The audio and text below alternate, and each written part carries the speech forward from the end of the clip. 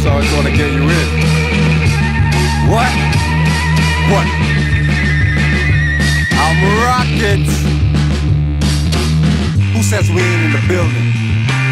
Who says we ain't into building?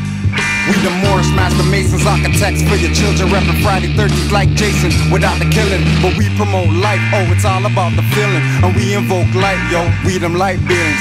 Though you might see him on the block getting his portion, might be talking to cops, giving them caution. Occasionally wearing his fez when he's walking. See the turning heads, whispering, gawking. But he's locked in, and he's zoned out while we boxed in our own house. We study the mystics, the adepts, the magi. Wisdom of the ancients can all calcify eyes. Possible mission, free mental numbness. Extract the substance, rid minds of dumbness. Use the source, don't care what some purport. As we know by being told, man knows not. Many before the floor, souls got bought. Placed in the devil's hands, ruling the seven lands. To dogma rituals, negro spirituals. Brainwash subliminal, keeps thinking to a minimal. They still criminal, in a world digital so pitiful. Mental survival so critical, it's visible. Can you see past writers' blocks? Hashtag zombies with waves of cyber thoughts. No need for cell phones, they speak through saw palms. It's nothing for alarm, chips and forearms. Wind, brass and bass, such a beautiful serenade. Women feeding me grapes, I'm feeding the in serenades. Whether the sky is clear or gray, rain when you hear it fake, giving life to seeds. Speaking through who not here today. Show you the future in a glimpse. And always look to these hoes like hallucinatory pimps. Sun walked the desert, been more of a since I found God. Look back, used to see his prince. Forget being a prince, I'm a G. OD, grown man, no Jody. Deny it, you don't know me. Don't make me tap into the old me. That's like a couple hundred years. Walk around town with a couple hundred peers and release the peace of up fears. The sun gon' shine, so what tears? This young brother here just trying to get his third eye clear. This deep, Moors don't sleep. Invest in your mind and body and unleash. Real life rap, spitting over tracks. Conscious thinking and living and then attack. This deep, Moors don't sleep. Invest in your mind and body and unleash. Real life rap, spitting over tracks. Conscious thinking and living and then attack. So as the moon sets, the sun takes its place at schools on blocks, inspired spots, filled spaces. Peel back, rats, who got cases. Fire stain the corridors of flemmo faces. Game changers, rule benders and no pretenders. Style lenders, channel my vibe through the vibrant optic lenses. Send a message to our veterans. Soldiers up and get it in. We on our verge, we emerge subliminal beings. Third eye seeing, still a participant unwilling. They wanna break me, shape, bait, grade me. Rolling with my main G, double O-M-B. S-O-N is crazy for a minute that you think you could take me for a fool. Like a native to his land, being schooled by a foreign dude. You've mistaken me, spiders on the roof. In the dark tools, I've been saying you've mistaken me. You better move or I mark it. My weapon is my tongue, your existence to target. Revealing all lies and deceit on the market. Genocide, carry round in pockets, I knock it down, bulldozer. David to Goliath, it's an exposure. Some big cats ruling and it's getting closer to your downfall. Round up all your soldiers. Little homie, I was seeking a fortune, tired of misfortune. I just wanted a portion, everything that I never had, though I needed my portion. Blowing like porcelain, haters fragile as porcelain.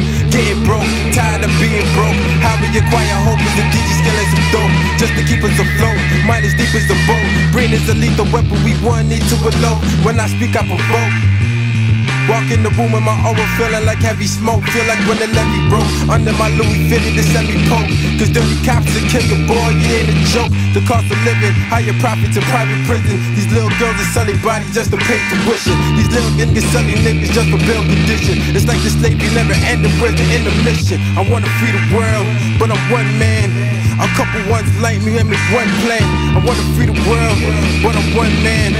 A couple ones like me and one plan.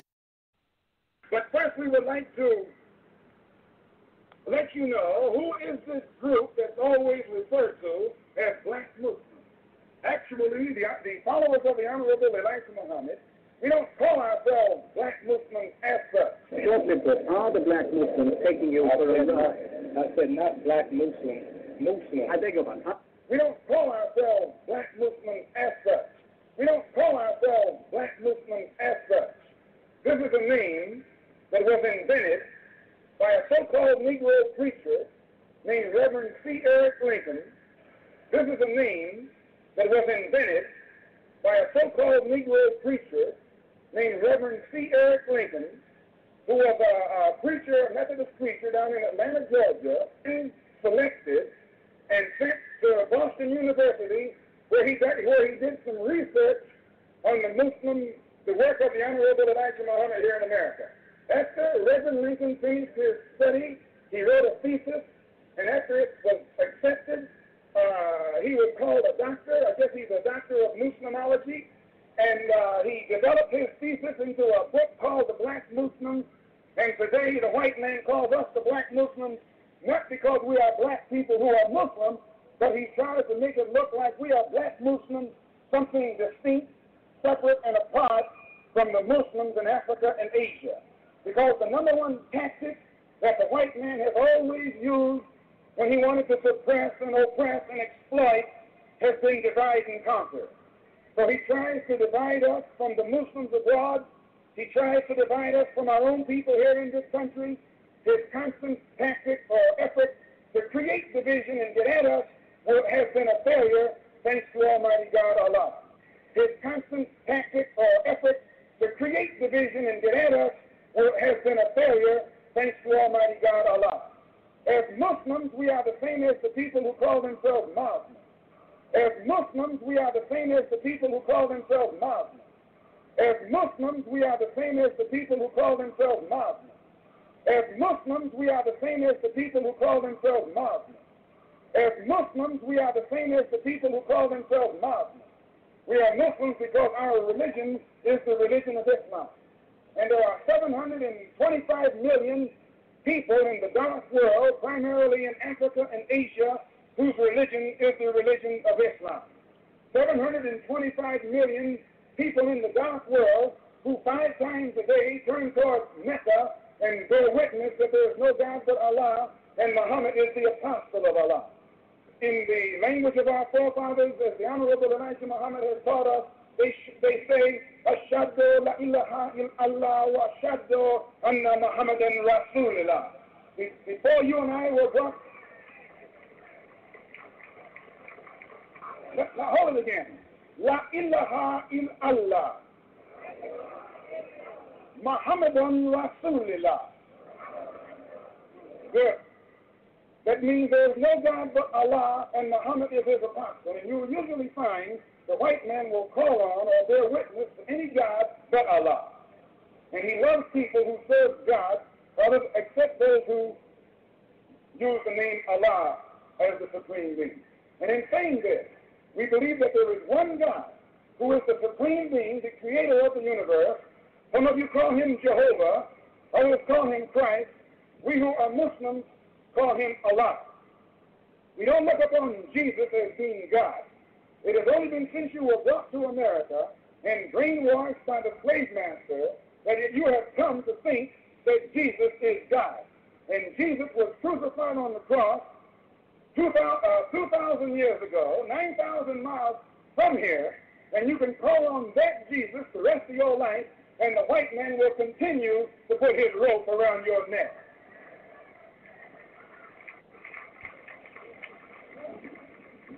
But in the Bible, please, in the Bible, there is one God.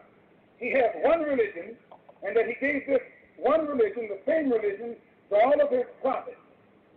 Which means Abraham was a Muslim, Lot was a Muslim, Noah was a Muslim, Moses was a Muslim, Daniel was a Muslim, Jesus was a Muslim, all were Muslims, all practiced the religion of Islam. You cannot name one prophet, please, you cannot name one prophet in the Bible that came from Europe. No prophet came from Europe.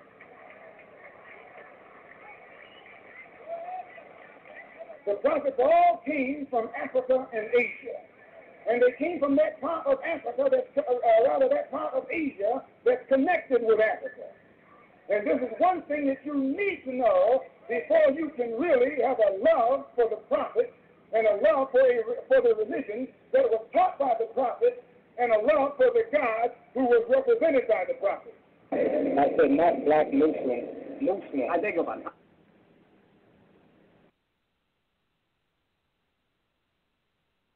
Well, peace and love, family. Peace and love, Moors. We are back, MHHS, Sons of Allah. for January 2018, first one of the year. I am Mizraim Aleph El, along with Grand Sheikh Kujo Atwo El. Peace and love, Noble. Peace and love, more Islam, ourself. All is well. All is well. Man, it's just so much to talk on.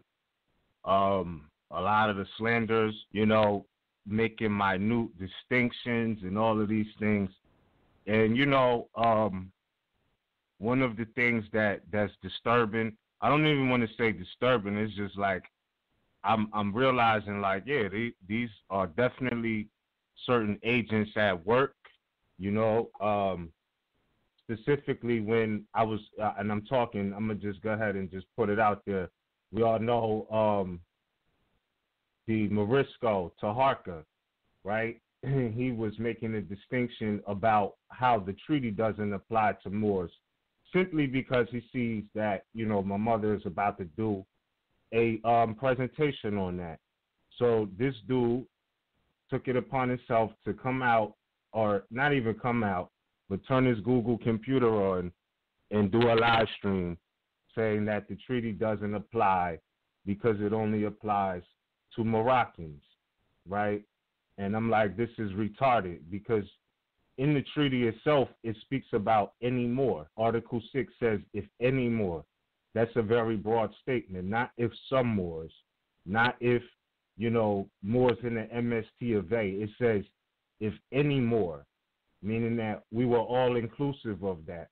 And not just that, if you're going to say that it only applies to Moroccans in Morocco and it doesn't apply to Moors here, that's more evidence that these people are not supporting or about what Prophet Noble Drew Ali was about. Because in the 101s, the question is, why are we Moorish Americans? And the answer is because we're descendants of Moroccans born in America. So if the treaty only applies to Moroccans, how are the Moors inside the Moor Science Temple of America exclusive of that? And, one of the things I keep hearing and is really linked out is, oh, they don't teach Moor science as laid out by Noble Drew Ali. Look, Noble Drew Ali didn't teach everything. And it's no disrespect. He said he didn't teach everything. Some of these people need to be backslapped into the 21st century, okay? Because they stuck in the 1920s, with all due respect, in a time frame where they didn't even exist. Or maybe they did. They was the same sellouts then who are here now. So I'm looking at this and I'm like, okay, so you're saying that the treaty doesn't apply to Moors because it applies to Moroccans. That's asinine and a void premise, point blank period. And don't tell me that we're supposed to be some type of conformist to the and I'm not a radical. It's just I understand our nationality. You understand? There's a distinction for many reasons. There's different jurisdictions that go with that. So, don't tell me we're supposed to be conforming to a European jurisdiction when, quote unquote, the words of Noble Drew Ali was that Grand Sheiks was put in place to make law. So you telling me we supposed to, or Moors or whoever is supposed to abandon all of that to come up under a Roman institutionalized so-called government? You know what I'm saying? And it makes no sense, because that would be dereliction of duty. That would be abdicating the position of what a sheik is. The sheik, if for those who don't know, a sheik is supposed to be a chief, quote unquote, if you need it in, layman's terms or whatnot. All right, a chief, a chief, a king, or whatever. You know what I'm saying? All of these are along the same lines. Like some people will say king in Europe, they say king. We say sheik. You know what I mean? It's a difference in the jurisdiction, but the functions are pretty much the same. And no, I understand, the whole jurisdiction of the king. I understand that there's a difference between the king and the emperor as well, or empress and the queen, or however you want to flip it. But one thing is, you're not going to, fade like you know, oh, well, you know, Noble Drew Ali didn't teach that, so it's not more science. Look, Noble Drew Ali didn't teach you how to utilize the internet, but here we are in the 21st century, and it does not matter what your nationality is. We all use it, okay? So let's come up to the 21st century, right? There's a lot of things Noble Drew Ali did not teach, and he said that he didn't. He said, I didn't tell you everything.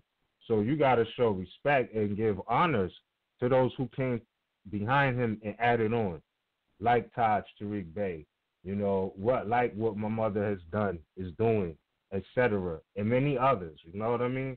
But you can't come from a legacy of grand sheiks who play with little boys the wrong way and then try to come out like, oh, everybody's doing it all wrong. I know the Prophet didn't teach that science. The Prophet didn't give nobody instructions to mess with little boys. You know what I'm saying? So there's nothing you could say about the legacy of Taj or Raz or anybody, you know what I'm saying, coming from a legacy that has brutally failed the people for decades in. So, you know, the work is put in, you see that, and there's a lot of jealousy, just like it was in Prophet Noble Drew Ali's time, and nobody's here to make comparisons to themselves, about themselves, to Prophet Noble Drew Ali, okay? But nonetheless, they dropped the ball on the work a while ago. So the ball got picked back up. In liberation, freedom, because let's keep it real, fam. Like, it's 5 primitive principles that this is about, including uplifting fallen humanity, but it's about the principles, not the buildings.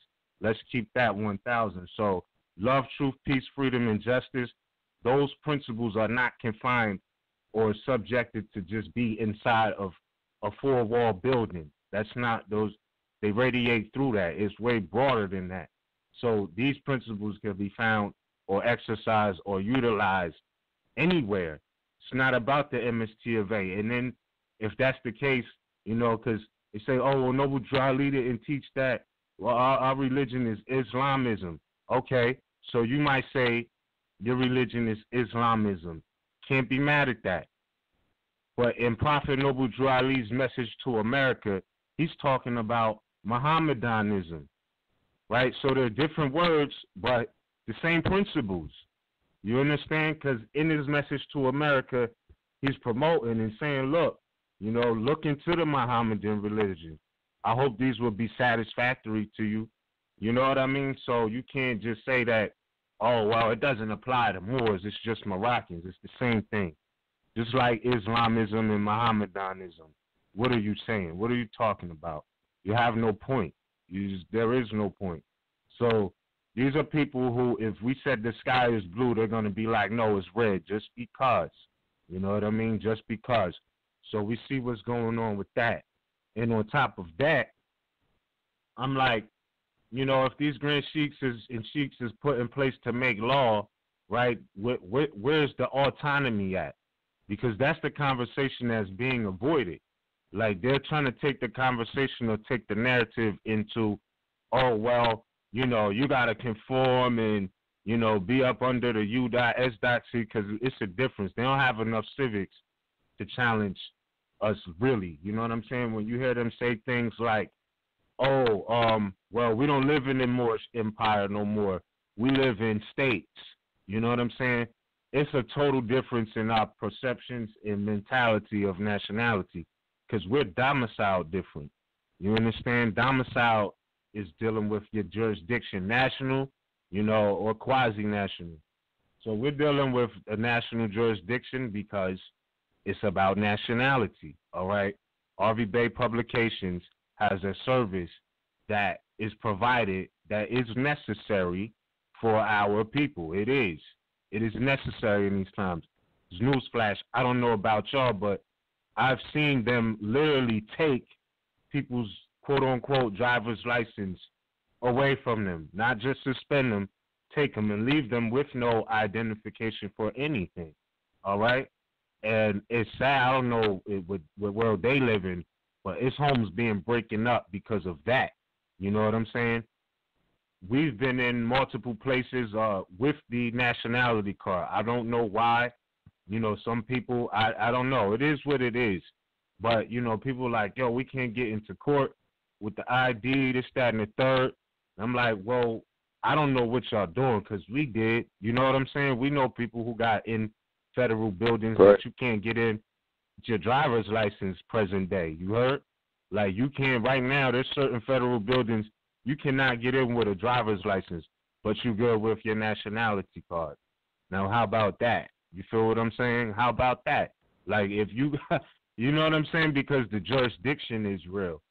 The jurisdiction is real. So I'm not saying there's not situations where Moors are being ostracized. I know I'm not blind to what's going on in society because it represents the end for them. This administration is off the hook. And, Trump coming out and saying, Africa, Haiti is shithole countries, and he want to see more Norwegians and all of this.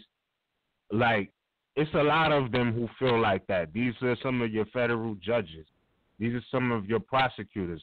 Shit, even your damn boss and neighbors, if you have one. You know what I'm saying? Is on it like that.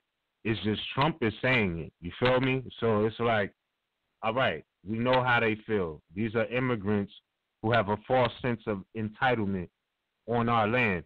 See, because it's a different perspective. When you got that syndrome of you came from Africa and you was knee-deep in the cotton field, your perspective on life is different than someone who understands or has the mentality or knows that they're aboriginal indigenous to the soil that they stand on. It's a difference in life and how you carry yourself and what that even means. Because we're talking about jurisdiction, and it's already documented fact that the Aborigines or Aboriginals are not subject to the jurisdiction of the United States. So we have our own jurisdiction, meaning that anything that we do is in our own jurisdiction and it's valid. You understand? Like, it's not subject to the jurisdiction of the United States. We are not, and the Prophet Noble Drew Ali cleared this many of times. We've made reference to this many of times, that Noble Drew Ali did not denounce the 14th Amendment for nothing. Like, it's the reason he said there's no need for that. You feel me? And again, that is jurisdictional. Don't get it twisted, because a lot of things they talk about, they're not going to bring up the jurisdictional argument.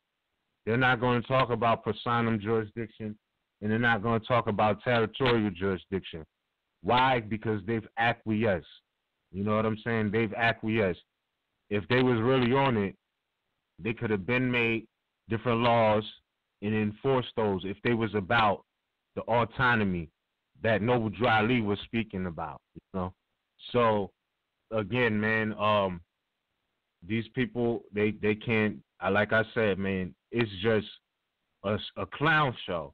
Anytime somebody's going to be like, oh, it doesn't apply to Moors, it applies to Moroccans. And you in the MST of A, not even, like, you know what I'm saying? You don't know that a Moroccan and a Moor is the same thing, but you're going to claim Moorish American. And they're Moorish Americans because they're descendants of Moroccans born in America. I mean, this is just totally, like, they have, the shit, what you call it is frivolous. Common barratry. You understand?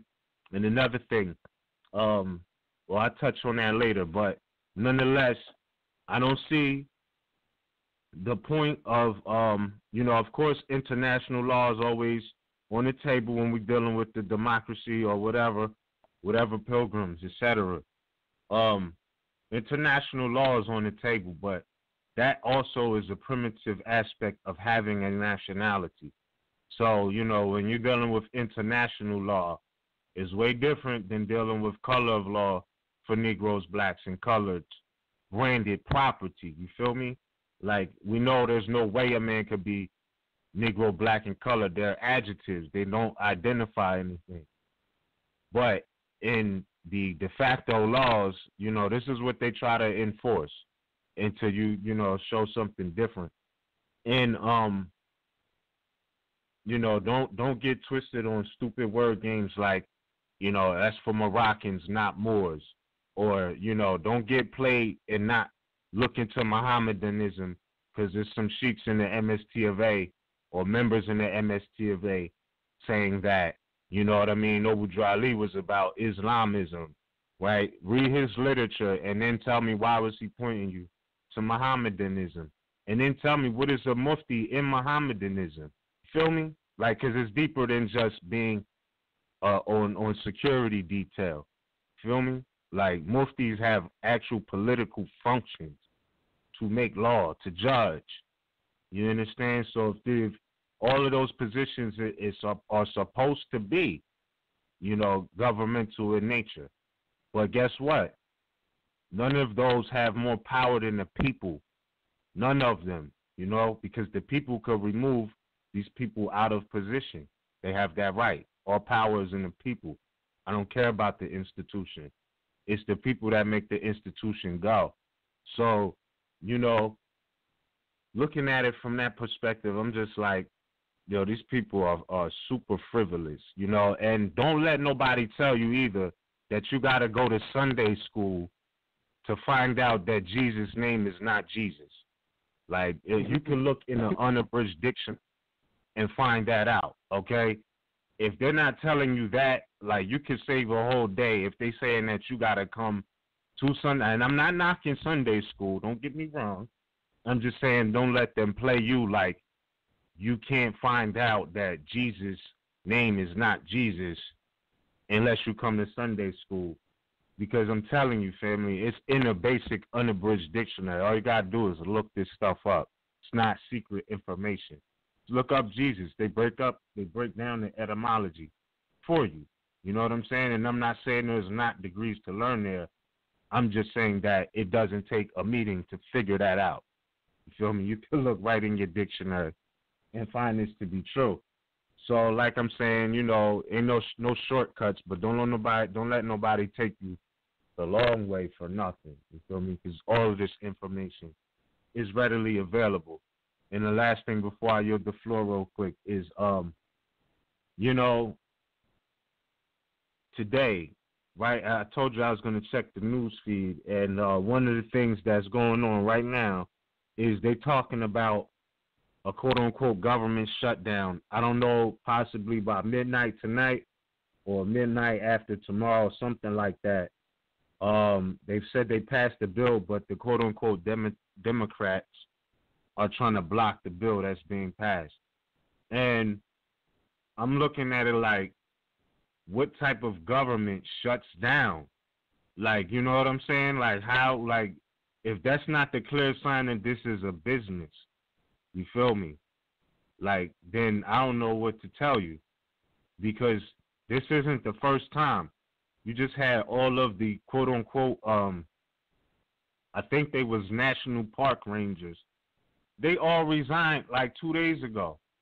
So a couple years ago when they closed all the national parks and all of that, you know what I'm saying, is they're on the brink of that again.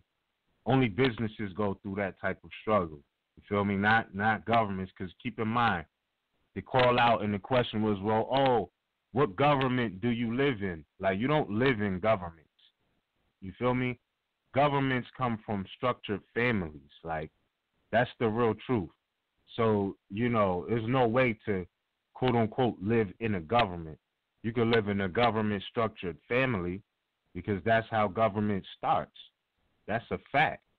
But, you know, those were just a few things on my mind. I know you want to bring a lot to the table as well. We're going to unfold as the night goes on.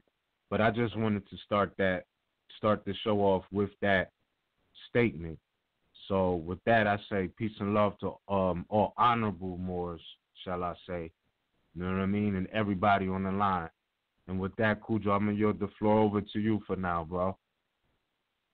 Islam Moor. One of the first things that you were talking about was this idea of the self-autonomy.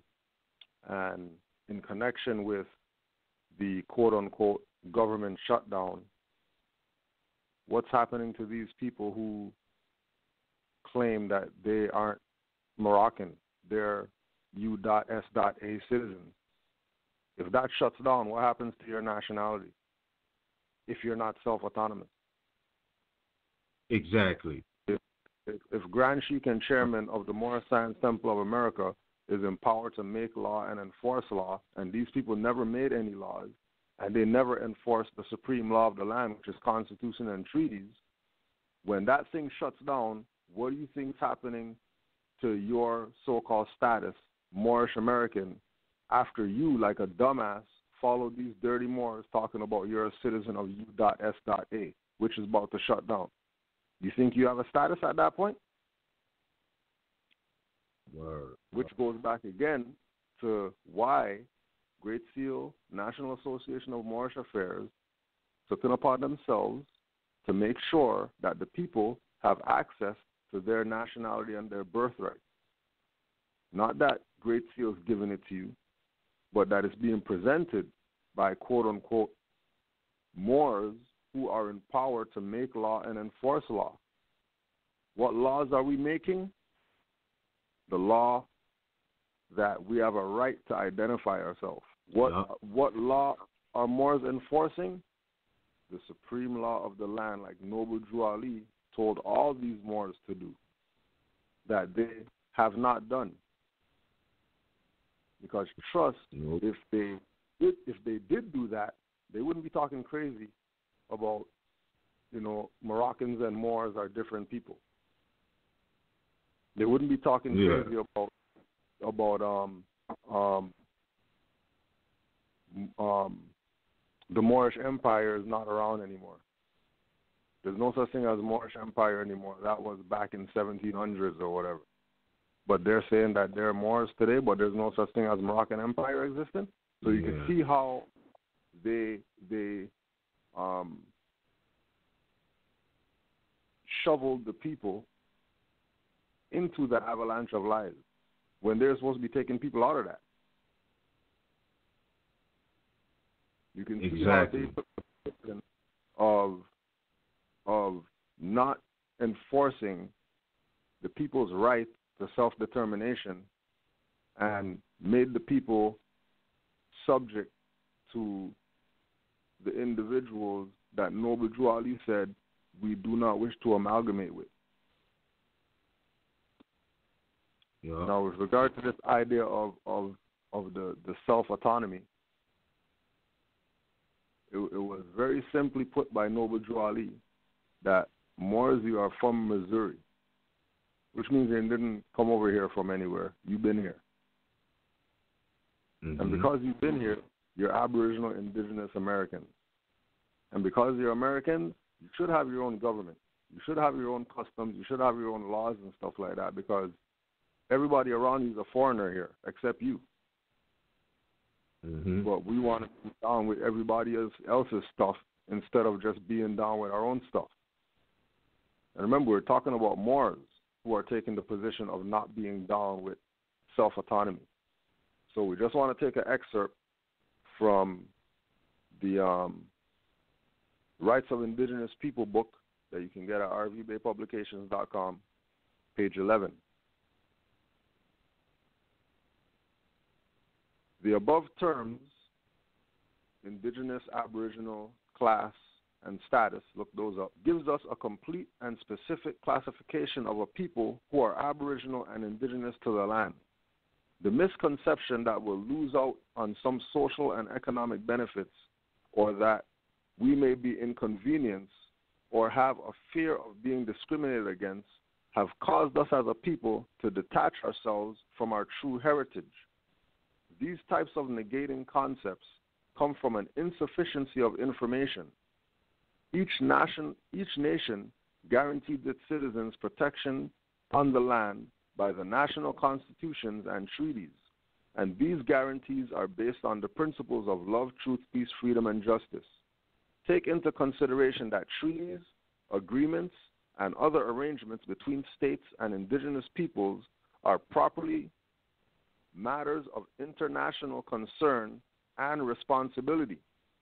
Everyone who, being Aboriginal indigenous people, have the right of autonomy, being independent in living by one's own laws, as well as having and possessing the right of enforcing that law.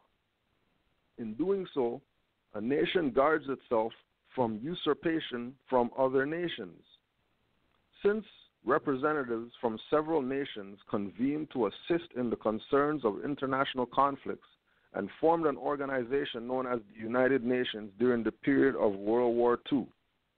The United Nations consists of a Secretary Council, a General Assembly, and of subordinate agencies. The United Nations was lawfully chartered by sovereign ambassadors, which serves as an international treaty for all nations. Every nation, including federal, state, and local authorities, are bound by oath to support.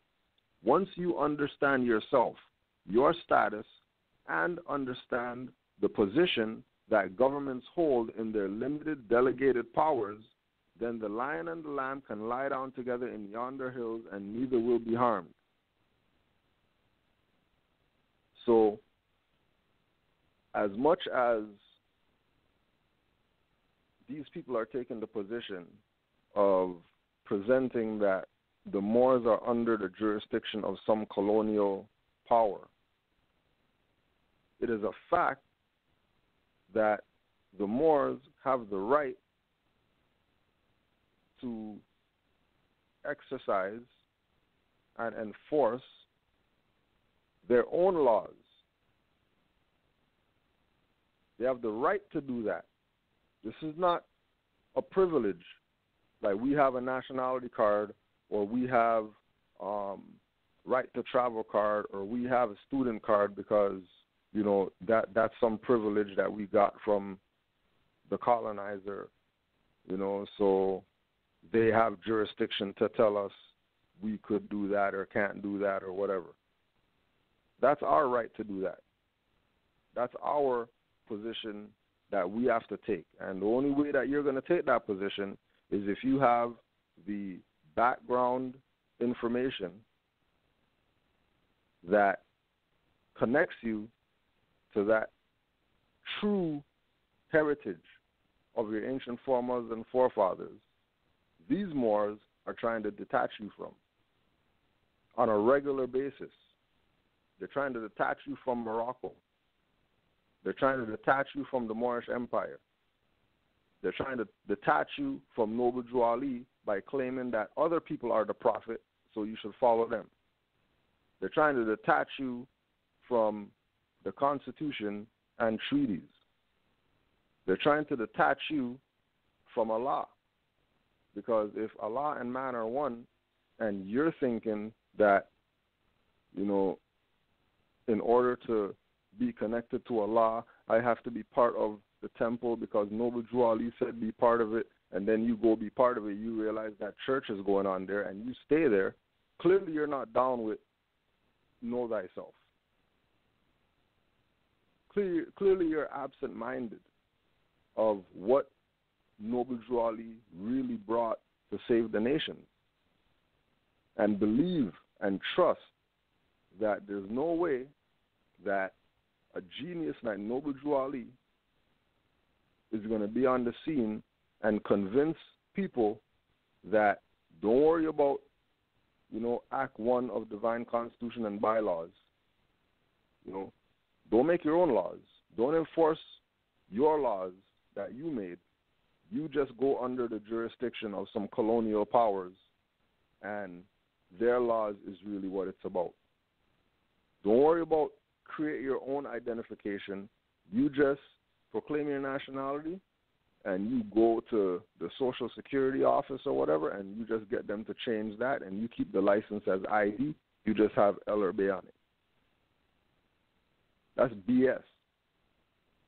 Because that has nothing to do with Act 1 of make law and enforce laws. Because remember, they're not enforcing those laws that they're enforcing with the assistance of the Prophet. They're enforcing those laws with the assistance of the democratic jurisdiction. They're enforcing laws with the assistance of the colonial powers, whose job it was to usurp your birthright. And they're telling you that you're a citizen of the people who usurped your birthright, and then people are going with it. And again, we're dealing with this idea that the people who have been in charge since Noble Drew Ali died have been the traders of this. The people who have claimed to have authority in Moorish Science Temple of America, people who have claimed to have authority in Moorish Divine National Movement, people who have claimed authority in Moorish Holy Temple of Science have actually been traders. And those people trained people for generations. And those trained traders are around today, having their little platforms on YouTube, writing their little books and all that stuff, trying to have you think that everything started after Noble Drew Ali. They're going to tell you that reincarnated prophet is really the prophet. Don't worry about what Noble Drew Ali said. You just go get the resurrection book by the reincarnated prophet's minions, and that would teach you really what Noble Drew Ali brought. Right? You just go listen to the reincarnated prophet, Fard Muhammad, who it's a documented fact that after Noble Drew Ali died and they started Allah's Temple of Islam, that Fard Muhammad was claiming to be Noble Drew Ali reincarnated under Allah's Temple of Islam. When we say Noble Drew Ali in reincarnated, don't think that that's limited to Givens L only. There was other Moors who made that same claim, that they're Noble Drew Ali reincarnated. And again, because of the weak minds of the membership, after Noble Drew Ali died, either they jumped ship from the Moorish movement altogether, or they jumped behind one of these frauds because they really thought that, you know, that guy that had the crescent and star in his eye and stuff like that was really Noble Drew Ali come again. When 5 months ago, that guy wasn't even talking crazy about he's reincarnated. Matter of fact, 5 months ago, he was with Noble Drew Ali side by side. How come he wasn't reincarnated then? Mm-hmm. And this is the whole point of Moors, active Moors, telling our people, you really think that you're just going to watch some Taj and know what this is about?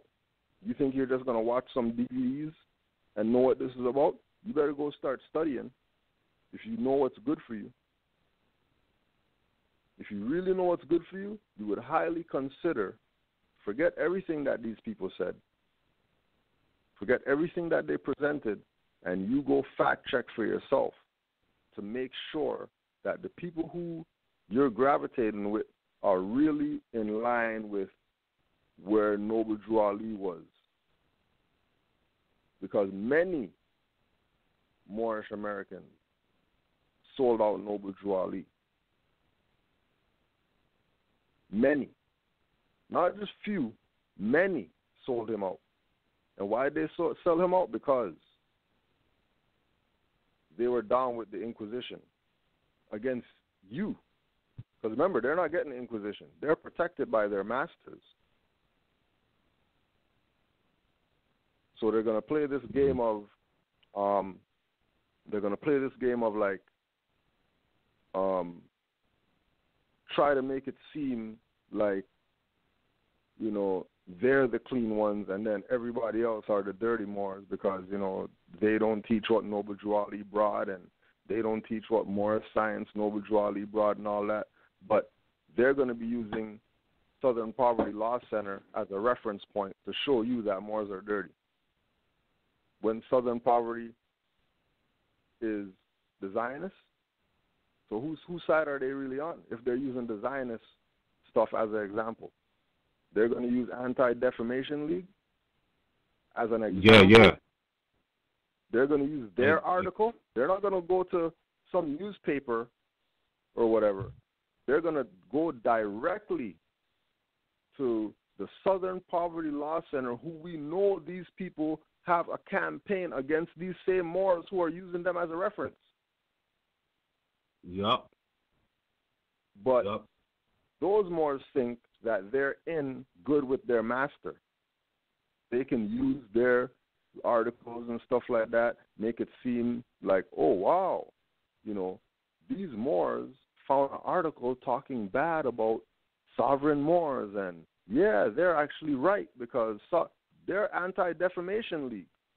What do you mean that's where you're going to verify who's a sovereign citizen or whatever? That's where you're going? But do the knowledge too. People? Go ahead, Moore. No, I didn't want to touch wisdom, but I wanted to say I was doing the homework on this because I had this conversation with Red Pill a couple months ago, and I came across some information, bro. Do you know that the Department of Homeland Security, the Department of Justice, all of them removed Southern Poverty Law Center off of their list as a credible source 2 years ago? Wow. Maybe about 3 now. Like that, like Department of Justice already said that the Southern Poverty Law Center is not a reliable source. Like already established for the record. They just talking shit at this point. You feel me? Like they like Homeland Security and Department of Justice, bro, already said that they're not a reliable source. And this happened because it's crazy. It's actually pretty interesting that the only one to be convicted on a terrorist charge post 9/11, like literally convicted, was a member of the LGBT community, right? And check this out, right? So Southern Poverty Law Center, they did an article, and I suggest everybody should watch this. Everybody should watch this video called Prophets of Hate. They're going in on the Southern Poverty Law Center, and they explain the story in this unique aspect because Southern Poverty Law Center put a story out on, I forget the name of these people, but nonetheless, you can check out their video. It's like 20, 30 minutes on YouTube for free, okay? And it's called Prophets of Hate, Profits. And then in there, they're explaining the story. So Southern Poverty Law Center does an article, and they refer to this particular group as a hate group because they put out their stance was this, that marriage is the divine union between a man and a woman. That was their stance, right? Southern Poverty Law Center spins the story and calls them hate groups against the gays, or, you know, whatever they like to refer to themselves as, right? That group, the Southern Poverty Law Center said that they was hate group because of that, right? Just basic natural law they were standing on, just their natural stance. See, like, look, we don't have anything against y'all, but this particular ministry's position is that marriage is the union between a man and a woman, and that's what we stand on. So the dude took it personal because the Southern Poverty Law Center identified them as a hate group. So what did he do? Because you got some wackos out there. This dude goes and gets a backpack full of Chick-fil-A sandwiches. Look, listen to how crazy this shit sound, bro. He goes with a backpack full of Chick-fil-A sandwiches because remember, a couple years ago, Chick-fil-A, they endorsed that community. So he goes to the building with a backpack full of Chick-fil-A sandwiches. He gets to the front desk. He asked the dude about something, and he was trying to show him. Next thing you know, the dude is reaching in the bag, pulls out the gun, and tries to shoot him. Well, you know, the creative forces was with the brother who was working that particular day because he was able to tussle the gun from him. You feel me? And when they took him to the interrogation room and asked him why was he trying to shoot these people? Because his plan was to go on a rampage and smear Chick-fil-A sandwiches everywhere. That was his plan. You feel me? In retaliation to a false report that the Southern Poverty Law Center put out on these people who were standing on natural law. And he told the feds, he was like, well, you know, I read an article by the Southern Poverty Law Center that you know, these people were hateful against us. So this is how he was going to retaliate. And after that, you know what I'm saying, they took Southern Poverty Law Center is no longer a credible source for the Department of Homeland Security, and it's no longer a credible source for the Department of Justice. That's public record, present day. So anybody using Southern Poverty Law Center is a jackass. You know what I'm saying? Because they have no credibility. And mind you, the founder, the dude, he was a part of the damn Klan. You know what I'm saying? Like, so you already know he got some reserved biases, because we know it's members in the Klan that do have certain respect for Moors. You know, they just know where to draw the lines. They don't want to amalgamate. Moors don't want to amalgamate. Cool. There's no discrepancies there. You know what I'm saying? So, you know what I mean? Like, but they have other motivations, because I don't know. I know that people are saying now Alex Jones is not official like that, but I know that on InfoWars they did a documentary about the dude who owns or who established the Southern Poverty Law Center, and I mean they busted him wide open, bro, because you know, they had all the evidence. He was a part of the Klan, all of this, man. So, you know, interest was different back in the 60s. They're like, this is a dude still stuck in the 60s, you feel me? When he was, quote unquote, a part of the civil rights movement, allegedly. But his position more so was when all the marches and all of that was going on, he was being the lawyers for the pigs, for the cops who was catching cases, like much like how they do now. You know, they murder people, specifically when it comes to our people, and they get off. You know what I'm saying? Like, he was the attorney for them back in those days. You feel me? So he's not credible. He biased as hell. You know what I mean? So I didn't want to cut your wisdom, but let's make sure that that's clear for the record. Anybody using Southern Poverty Law Center as a credible source, you are sorely mistaken, fam. Because the de facto agencies don't even take them serious. No more. You feel me? They don't even taking them serious. Yeah. And remember, these are supposed to be studious Moors and all that. These are supposed to be Moors who know everything that Noble Drew Ali brought, and they're the ones that have it right or whatever. But they're using some fraudulent people as a reference point to try to have you think that being self-autonomous, being self-determined is not connected to Noble Drew Ali. Yeah. Right? And again, remember that we're talking about a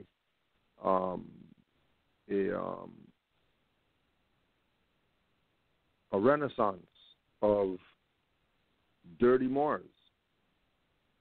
We're talking about dirty Moors come again. Because remember, they were quiet. You never heard anything from them.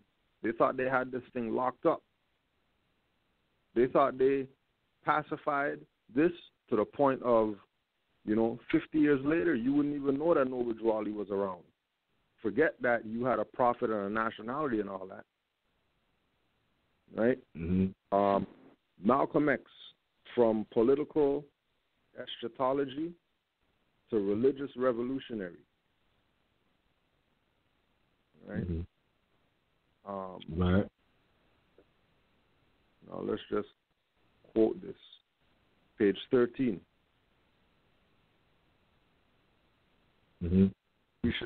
We should note, however, that the second scholarly move is reductive analysis, an account according to the evidence. While members of the NOI say that Master Fard was born in 1877 in the holy city of Mecca, historical records show that he was born in 1891. It further shows that Noble Drew Ali of the Moorish Science Temple of America was reincarnated in the person of Master Fard on July 29, 1929. Or, I should say, the record shows that Master Fard claimed to be Noble Drew Ali reincarnated. Ali had recently died under mysterious circumstances.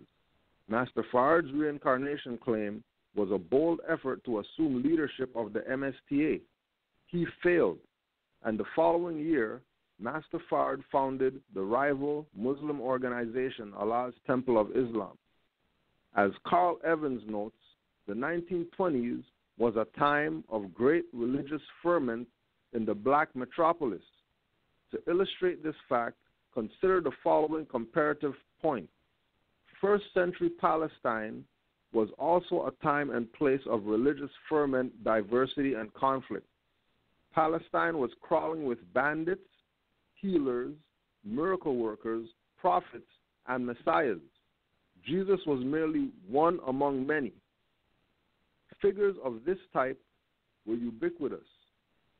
In black communities of the urban north, con men, healers, prophets, profiteers, and messiahs of all stripes were common. The Fard, who claimed to be a quote-unquote healer and miracle worker, was one among many.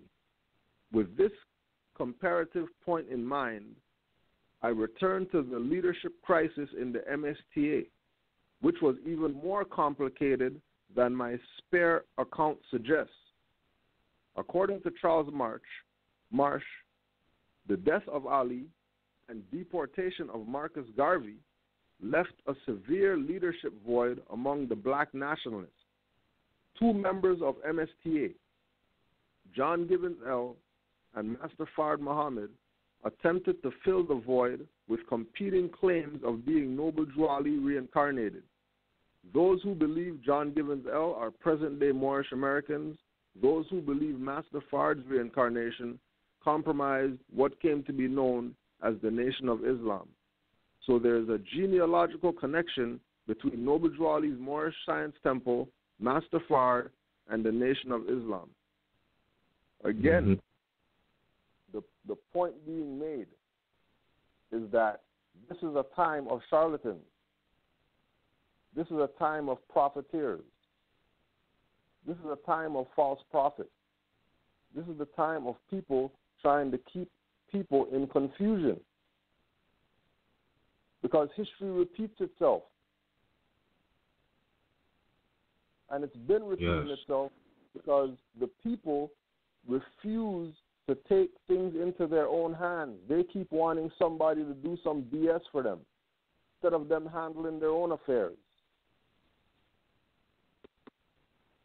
If these Moors were studious, they wouldn't be looking at Southern Poverty Law Center to prove their point.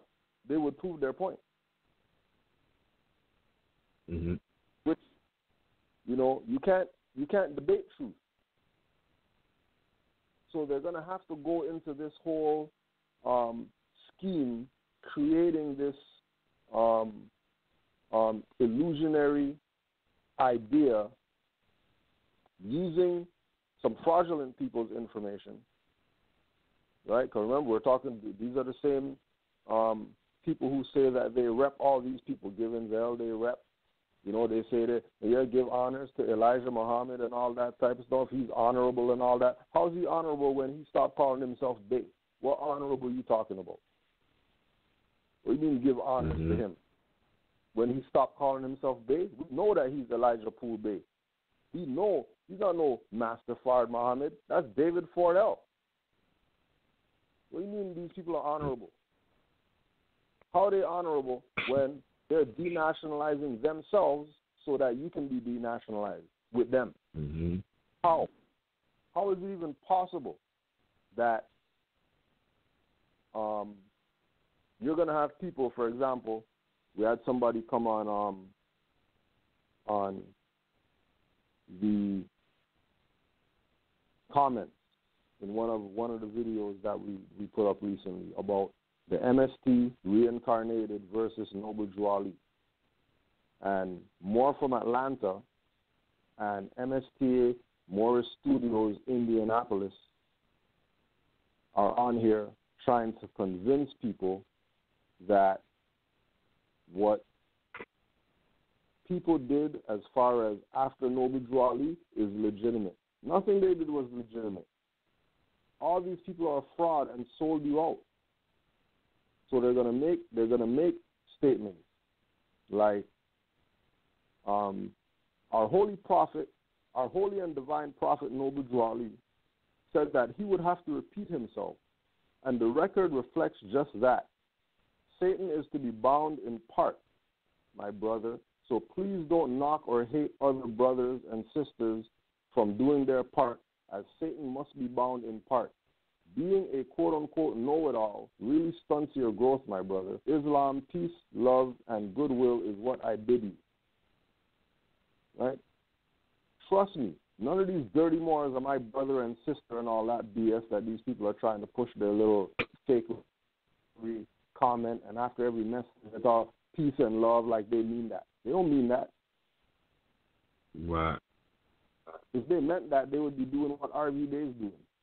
If they meant that, they would be doing what Taj Tariq Bey is doing. If they meant that, they would be doing what Sons of Allah is doing. They would be doing what Canaan Land Moor is doing. They would be doing what all active Moors out there are doing. Be active. There wouldn't be some passive Moors trying to relegate people to some building and some, all the Moors live in one community. Yeah. They wouldn't be going there. Right? Asinine.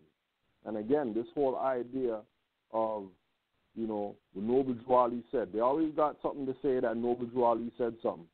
And when you ask them what Noble Drew Ali said, they always go back to what the reincarnated people say. They don't quote Noble Drew Ali. So like they're saying, divine prophet Noble Drew Ali said that he is going to repeat himself. In their mind, Noble Drew Ali repeating himself is the reincarnated prophet talking. That's crazy, and that's how you know. That's how you know they don't know the science like that either. You know what I mean? Because the prophets only come one per age. You know what I mean? And that's not to say that people don't have the ability. Like we, the common people, we can foresee, like the prudence, the jurisprudence, the ability to foresee. You know what I mean? The psychic abilities, that's real. You know what I mean? But like I'm telling you, the massive prophets, the major social reformers, they come like once every sun cycle, bro. I'm telling you, I read the book The Light of Egypt, and it breaks it down in there. You know what I'm saying? Prophet Noble Drew Ali came right at the beginning of the sun age. No reincarnations yet. You know what I'm saying? Couldn't be. Not specifically if they was alive when he died or when he transitioned. Like, that's crazy. Crazy. Crazy. Yeah. But this has been the pattern. One, because they themselves refuse to study. So because they don't study, they're victim to whatever is presented by somebody with a fez on. Yeah. And then the people who are presenting that have a fez on are been sold you out because they're the successors of the people who killed Noble Drew Ali. Because I'm not of the opinion that Chicago police beat him up and all that BS. That ain't, you know what I mean? Like, why just beat him up in the cell? You know what I mean? Now, there is information that they were doing torture tactics on him while he was in the prison, right? But if they're going to release him, clearly they didn't have anything on him. Right. If the colonizers not going to bury him under the jail, clearly they had nothing on him. But in order to get him out the way, they had to put him into the hands of people who had jurisdiction over him, because they didn't. Right. Like we're saying, all these so-called European whoever's are playing this, they're the government or whatever. All those people are Masons. So don't think they don't know the higher sciences of retribution and stuff like that. If they killed Noble Drew Ali, what's going to happen to them? Mm-hmm. They're not putting themselves in that boiling pot. Right. But they'll definitely put that on their infiltrators. They will gladly put him in their hands because they already know what they would do. They already knew what was up. They already knew that it wasn't going to be on them. No different than the killings of quote-unquote Asiatics in America by highwaymen is not on the highwaymen because these people choose to be stateless. So the highwayman, he's out the loop as far as something happening to them for doing what they did. That's why they always get off. That's why one of those people probably been to prison for murdering somebody. One. Maybe two, top. Everybody else, off with pay, switch their job, get some different job working in some other department of whatever, you know what I mean? Get on some type of protection program or whatever where they can still be comfortable. They can still live in peace. Right? As long as the people keep playing this game that they don't have to study and all that, you know, they can just push this thing and then watch and then they learn, then this is what you're going to be dealing with. Guaranteed. It's not assumption, it's fact. Why? Because history repeats itself. Mm-hmm. When they say, you know, during Noble Drew Ali times there was a sellout and all that. That's going on again right now. You have the active Moors who are really the Noble Drew Alis reincarnated. The active Moors. The Moors who took the principles, took the lessons, took everything that Noble Drew Ali brought and they're applying it and something's coming out of it. And then the other people who, you know what I mean, are trying to convince you that you need to be part of them in order to get the real whatever because they have sheiks and Sunday schools and all that stuff that you got to go to that in order to learn because you can't learn outside Sunday school. When these people have been sold you out. Like willingly sold our people out. Still around today. Have 30 thumbs up, 44 thumbs down, and then still looking at them as credible? Right. The only time they have views on their thing is when they use certain people's name or when they put them versus somebody who's active. The only time they get views. Other than that, they got 100, 200 views or whatever. Ain't nobody paying attention to them. But as soon as they start kicking off their campaign against particular people, or all of a sudden it's something. All of a sudden there's somebody. Which is why we make it a point to beat these people in the head. Use them as a lesson for others. Don't be dirty Moors because you're going to bump into active Moors if you're dirty. And active Moors do not play beg friends with dirty Moors. We know they're the enemy. Forget Europeans. We already, like they said, we're closing down. Right. You still gonna be. That's what we called. I yield the floor. Right. Exactly. In its fullest aspects, bro. In the fullest aspects. You know what I'm saying? So what happens to your citizenship then? If you know, they say citizenship is a birthright. Okay. But what type though? Because America is still going to be here. You know what I mean? If the USA closed tomorrow, America, Morocco, the land, isn't going anywhere. All right? The Aboriginal people who are the lineal descendants of the true possessors of the land are more than likely going to be here too. Now, the thing is, do they know themselves? And this is what I'm saying. You know, the European was to pack up and go home tomorrow, you know what I mean? What would people be ready to do? Because these Negroes and Fezzes is not ready to move and shake. They still looking to get down and be accepted. You feel me?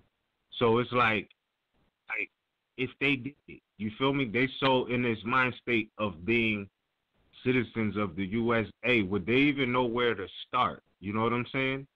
Like, would they even know? You know what I mean? Like, what type of natural survival skills do you know? Like, I mean, because we could go in on so many things we should know. I mean, I don't think it's rocket science, you know, but nonetheless, again, you know, when you look at that and take this for example, when, you know, Django was getting the people free when he came back and got rid of the quote-unquote masters, the only one who was mad was Stephen. You know what I'm saying? Stephen was the only one who couldn't believe that somebody took his master out. You know what I'm saying? And was upset about it. You know what I'm saying? and don't, I'm not saying you should go kill anybody. I'm saying, look at the example. Everybody else was happy to be free. But the one who was always, you know, supporting his quote-unquote master was mad as hell that his master died and everybody else got free. You know what I'm saying? So you got those type of people still today. You feel me? Even with the fez on. You know what I'm saying? And again, it goes back to the saying, you know, all skin folk ain't your kinfolk. That's the truth. You know what I'm saying? That is the truth, because you see it taking place. You see it taking place, you know. So, yeah, for certain. But let me put this, too, because, you know what I'm saying, they was trying to fade my mom like, we don't have a treaty and the treaty don't apply. Look, man, Institutes of American Law. I said this before, and I'm going to read it into the record right now because, you know, let's just put this in perspective. And about the treaties, because they're talking about, oh, they styling, the treaty don't apply. And again, remind you, their claim is it applies to Moroccans, not to Moors or Moorish Americans. But Moorish Americans are Moorish Americans because they're descendants of Moroccans, according to the prophet that they say they rep. That's the fact. They say they rep this prophet, but this is what his lessons are saying. But nonetheless, from the Institutes of American Law, enumeration 10 is really long, so I'm just going to read this particular part. It says, the law of nations has been divided by writers into necessary or voluntary, or into absolute and arbitrary, by others into primary and secondary, which later has been subdivided into customary and conventional. Another division is made into natural and positive. The various sources and evidence of the law of nations are the following. The rules of conduct deducible by reason from the nature of society existing among independent states, which ought to be observed among nations. The adjudication of international tribunals, such as prize courts and boards of arbitration. Then it goes on to say text writers of authority, ordinances or laws of particular states prescribing rules of conduct of their commission cruisers and prize tribunals. Then it goes on to say the history of the wars, negotiations, treaties of peace, and other matters relating to the intercourse of nations. Treaties of peace, alliance, and commerce, declaring, modifying, or defining the pre-existing international law. All right? So they can't say treaties don't apply. International law. See, because the aspect they're leaving out is nationality, right? So you can't, if you're talking about your channel is the channel for the quote-unquote black man, and you got a fez on, you're not doing, it's almost a disservice, you know what I mean, to not tell them about the nationality and birthrights, and the fact that, you know, to discredit, you know, Moroccans are not Moors, and Moors are not Moorish Americans, all this divisiveness, right? And it's funny, this is how you could tell how retarded they are, right?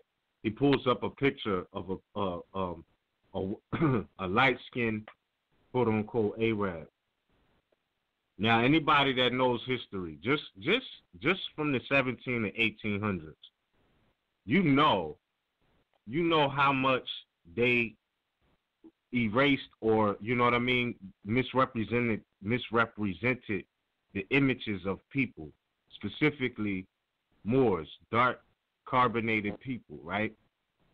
Like they did Yahshua, they painted him a pale skin, nation of Europe, sun figure, you feel what I'm saying?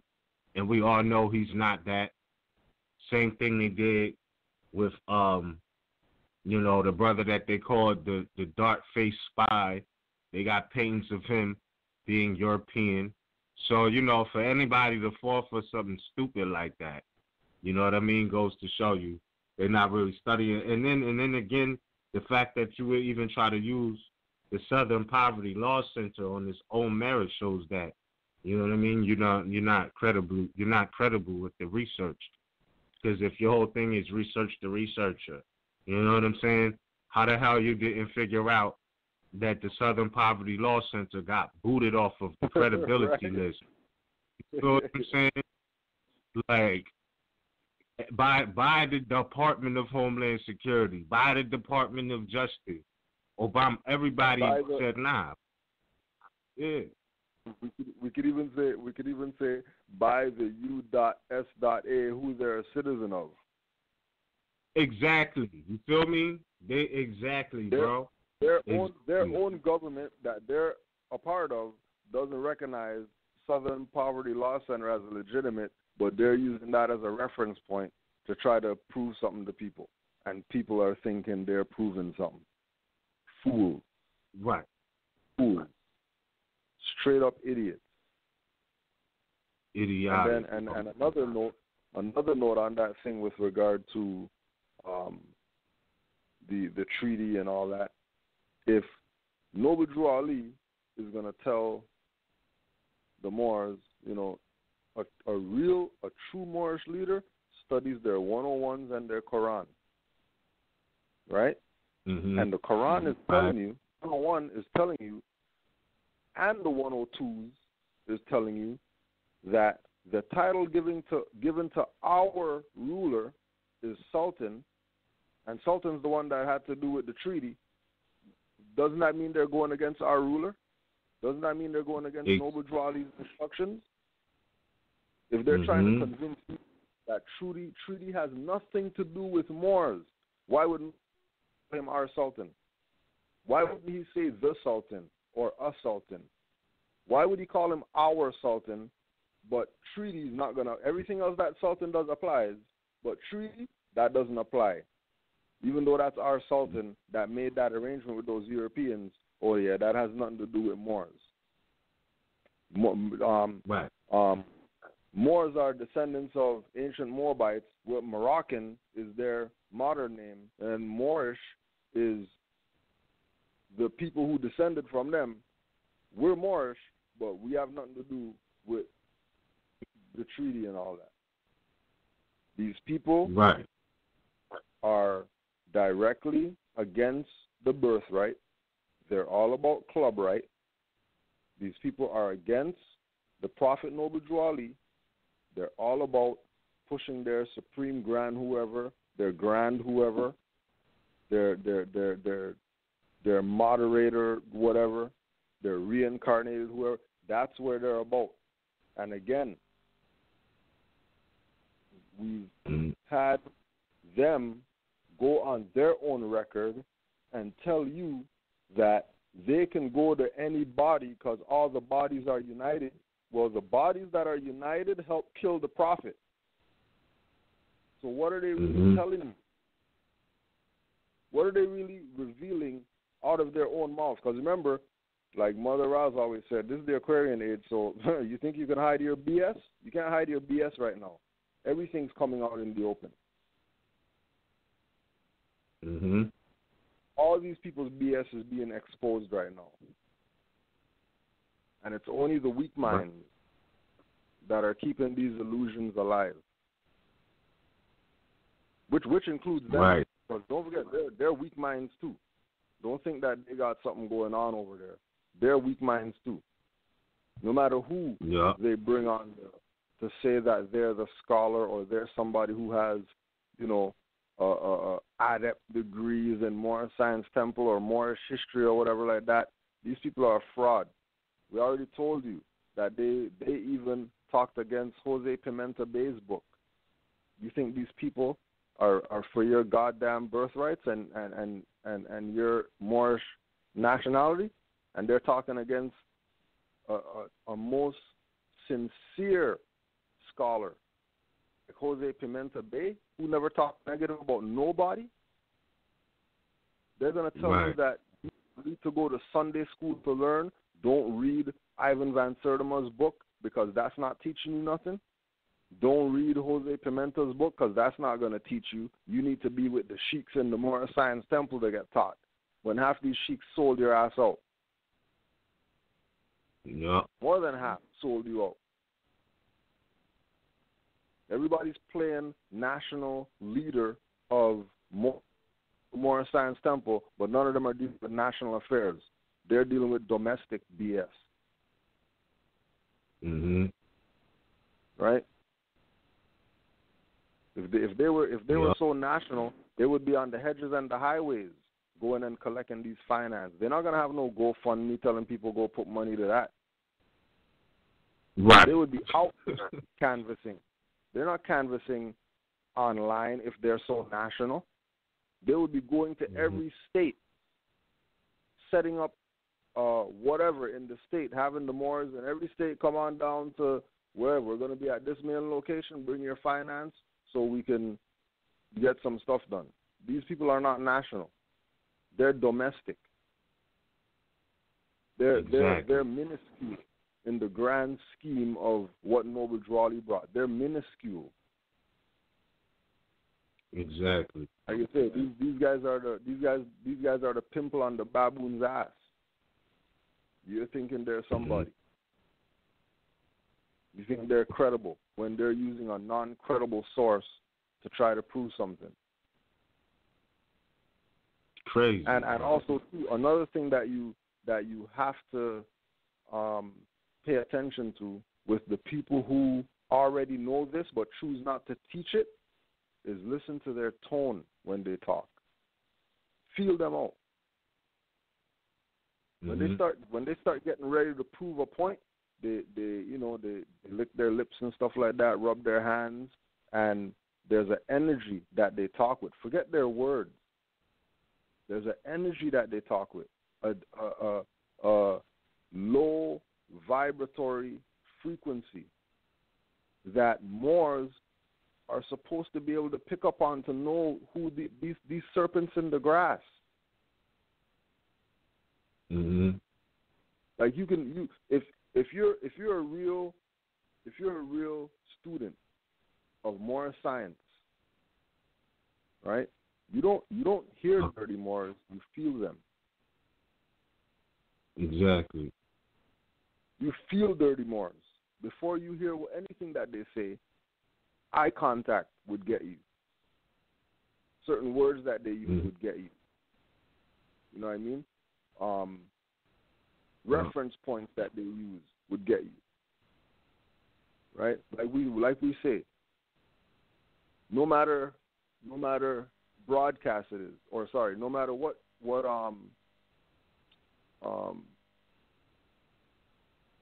class it is, whether it's Canaan Land Moors, MHHS, Sons of Allah, Sisters Standing on Law, no matter, there's always reference points for you to go check. These people never give you reference points. All they do is speak out of what they were told by somebody else who told them. And the only way you're going to know is if you go under them to know. How? Why can't I go out here? Why can't I go to the library and verify some of the things that these people are saying? You should be able to. You shouldn't be. If you're in school and you have to do a report for whatever, that report isn't limited to that classroom that you're in. you're going to go outside of class, outside of that building, and you're going to go do your report and bring back what you find from out there. Yeah. It's not limited to what you get in that room only for your report. If you have a project, you have a project, you got to do a project on some Bristol board or something like that. You're not getting no Bristol board in the classroom and markers in the classroom, all the little furry, whatever you need, glue and all that stuff. That's not limited to that room. Right. You're going to have to go outside to get these things. And this is just off topic, but you notice that it's 10:30 right now? Yo, I was tripping when it was 10 o'clock. I was like, God damn. Yo. Yeah, I was tripping. I can't believe it, bro. Time is flying. Wow. It's moving. Wow. Yeah, we do have a couple. We have a couple hands up. Call it 214-779. Please keep your hands up. We see you, and we want to get to your questions or whatever it is you might want to add on. And we're going to open up the lines in a minute. Thank you all for calling in and queuing in early. We really appreciate it. But I wanted to share a couple more references before we do open the lines, because I didn't want to lose this thought. So, cool. We spoke about this. Now, my thing is this, right? Noble Dry Prophet. Yo, that's a serious title, right? That's not just something, you nonchalantly say, like, prophet.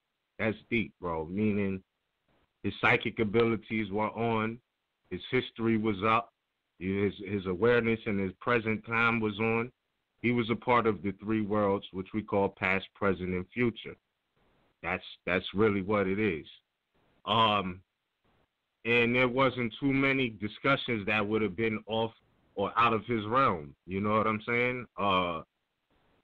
Because he told you, like, I know for me, like, mostly everything I study somehow or another, it comes back to nationality and birthright, even down to, you know what I mean? Just the simplest things in life. Like, I'll say this.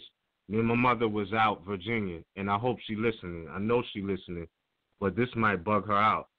Because when she pulled up some information, they kept saying about the fort, like this is about the story of the breadcrumbs, right? Following the breadcrumbs. And I'm like, well, what breadcrumbs? And, that related to the Hans L., Gret L., metaphysical, metaphorical story. But in real history, that has a lot to do with a part of history of an area of North America that the British called the breadbasket as well. Do your research on the breadbasket. A while ago, I was talking about the science of the kitchen, how all the instruments and utilities correlate to government somehow. You feel me? Whether it be the chair, whatever. You know what I'm saying? The board, the cabinet, all of these things. This relates to positions in government, the house, all of this. But the breadbasket. But not to go too far off on that subject, Noble Dry Lee talked about the tools that we used in the workshop of the mind. Now, I'm not saying he was a lodge-initiated Mason, but damn it, he knew about Masonry. And Chapter 5 is the proof. The cover of the Circle 7 is the proof, because it's dealing with the science of the 7. I am not mistaken. I see, like, from studying certain texts that, some of the same arguments we're dealing with now, this was what was going on amongst, quote-unquote, African Masons in the lodges they were dealing with. Going back to, like, the Prince Hall and all of that, we spoke about this, about the bogus Freemasonry.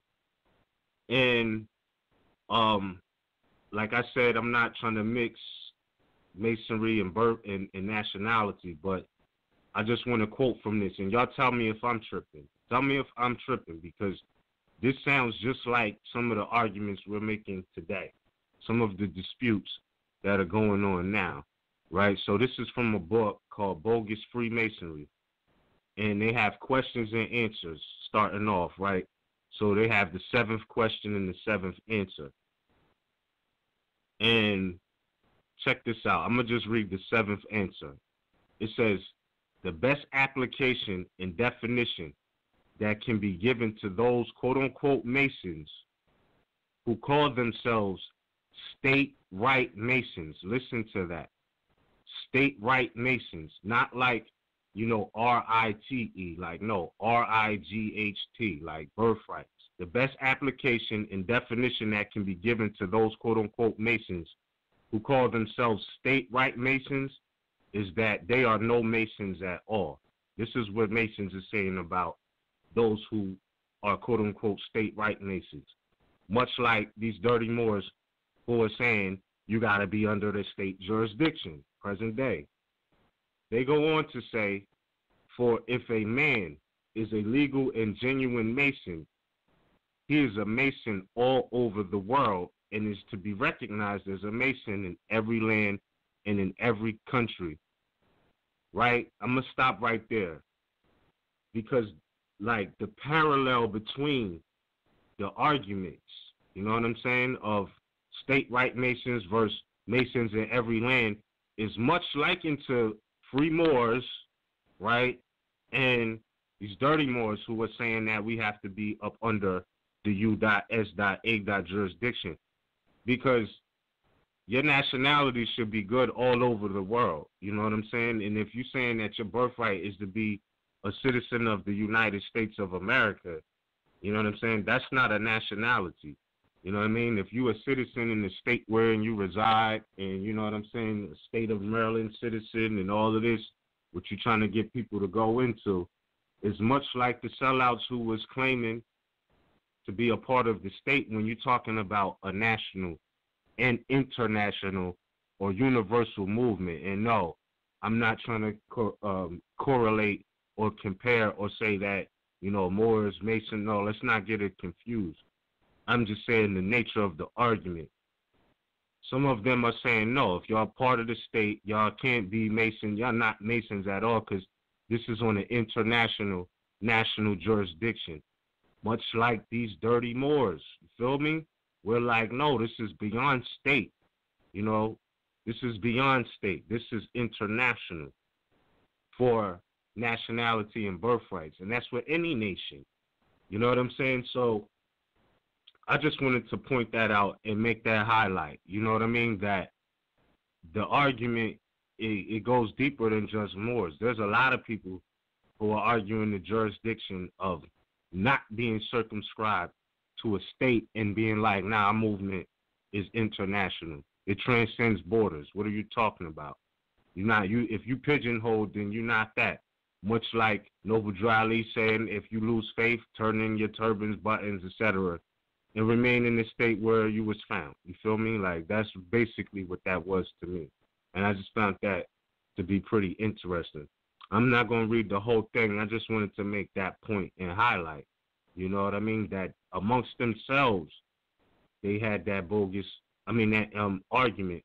And I feel like some of these people know this history and are causing the same confusion in the Moorish movement. You feel me? Because they come from these backgrounds of you know what I'm saying, quote unquote initiations or whatnot, and they're here to cause confusion by circumscribing the national and international conversation to the level of a circumscribed fraction or state.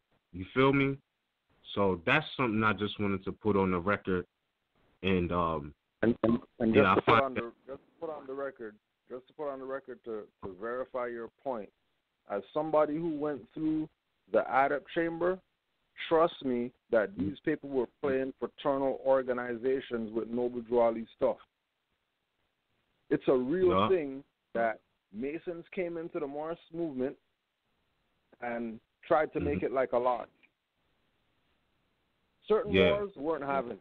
They were more with, no, forget that, we'll just do the state, whatever. But know that when Noble Drew Ali talks about, you know, this whole concept of, you know, some of the enemies of the Moorish movement or the Christian ministers and stuff like that, know that he was talking about black Masons. know that he was talking about individuals who, again, were taking the position of, you know, they're gonna like look at it like this.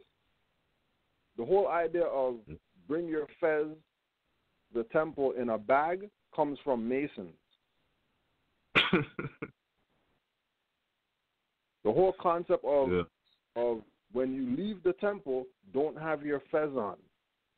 Have your fez in your little bag or whatever, and leave the temple without your fez. That's Masonic infiltration of the Moorish movement. Because only Masons keep those type of secrets relative to the fez and relative to this thing about these dark-skinned people that aren't black that taught them everything that they know. They never bring it up. Yep. They will never bring it up. And we're telling you, these people are still around today.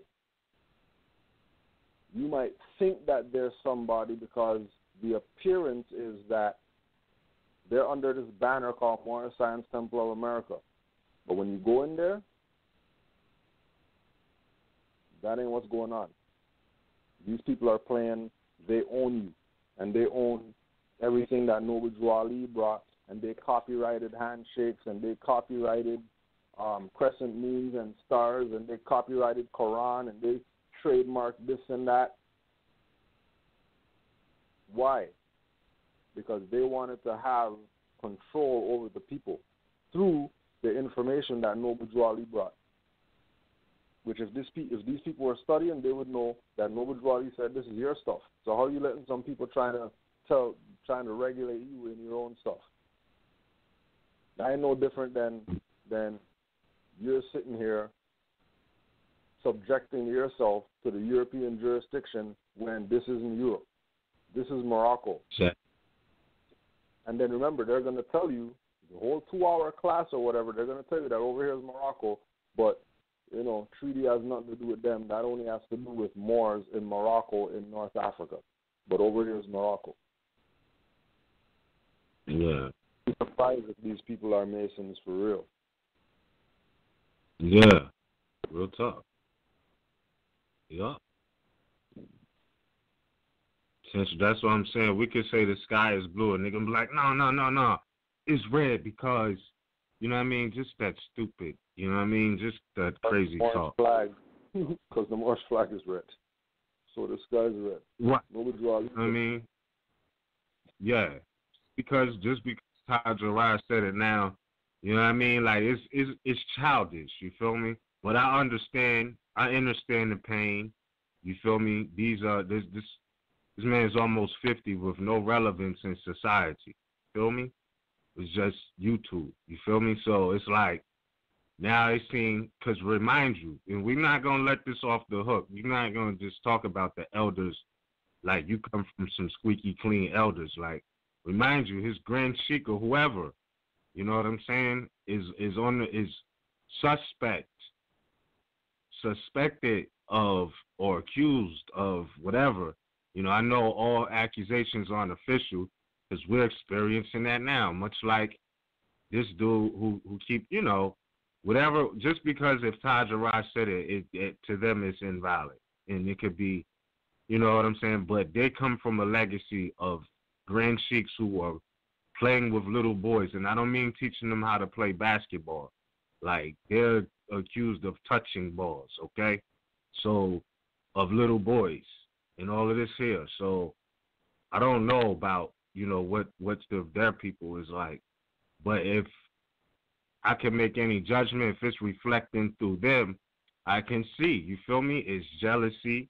Because remind you, we already got the lessons. These are people who are dealing with their lower self, right? Because the lower self is what breeds hatred, slander, you know what I mean, lewdness, everything that harms, right? So that's the frequency they're on. They're on the nigger frequency, but with royal or noble garments on. You know what I'm saying? So I don't care. You could put your dog or your chihuahua in a sweater. It doesn't make it a human being. You just have a dog with a sweater on. No matter how you try to dress it, put the little Santa hat on it, still a dog, okay? And these type of, it's the same thing with people's character, you know what I mean? Like, it's like, it is what it is. They're using non-credible sources because you said, like, they don't give sources. But sometimes they do give sources that are not credible, though. So when you check out the sources, you be like, oh, it has no credibility, you know. But I wanted to say this because, you know, on the subject of the quote unquote paper terrorism, you know what I'm saying? We as a people, you know, have the right to communion and speech and say the same thing. And that's not my words. We just did what the prophet said do, right?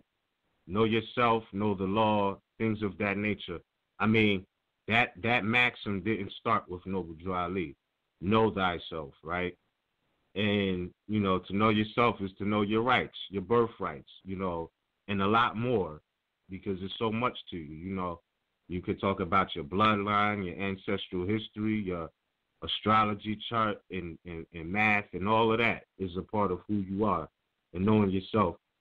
But on the subject of rights, I just wanted to quote this from page 2961 of the John Bouvier's Concise Encyclopedia of Law, Francis Rawley's third revision, all right? And it says, and I'm going to just take an excerpt, right?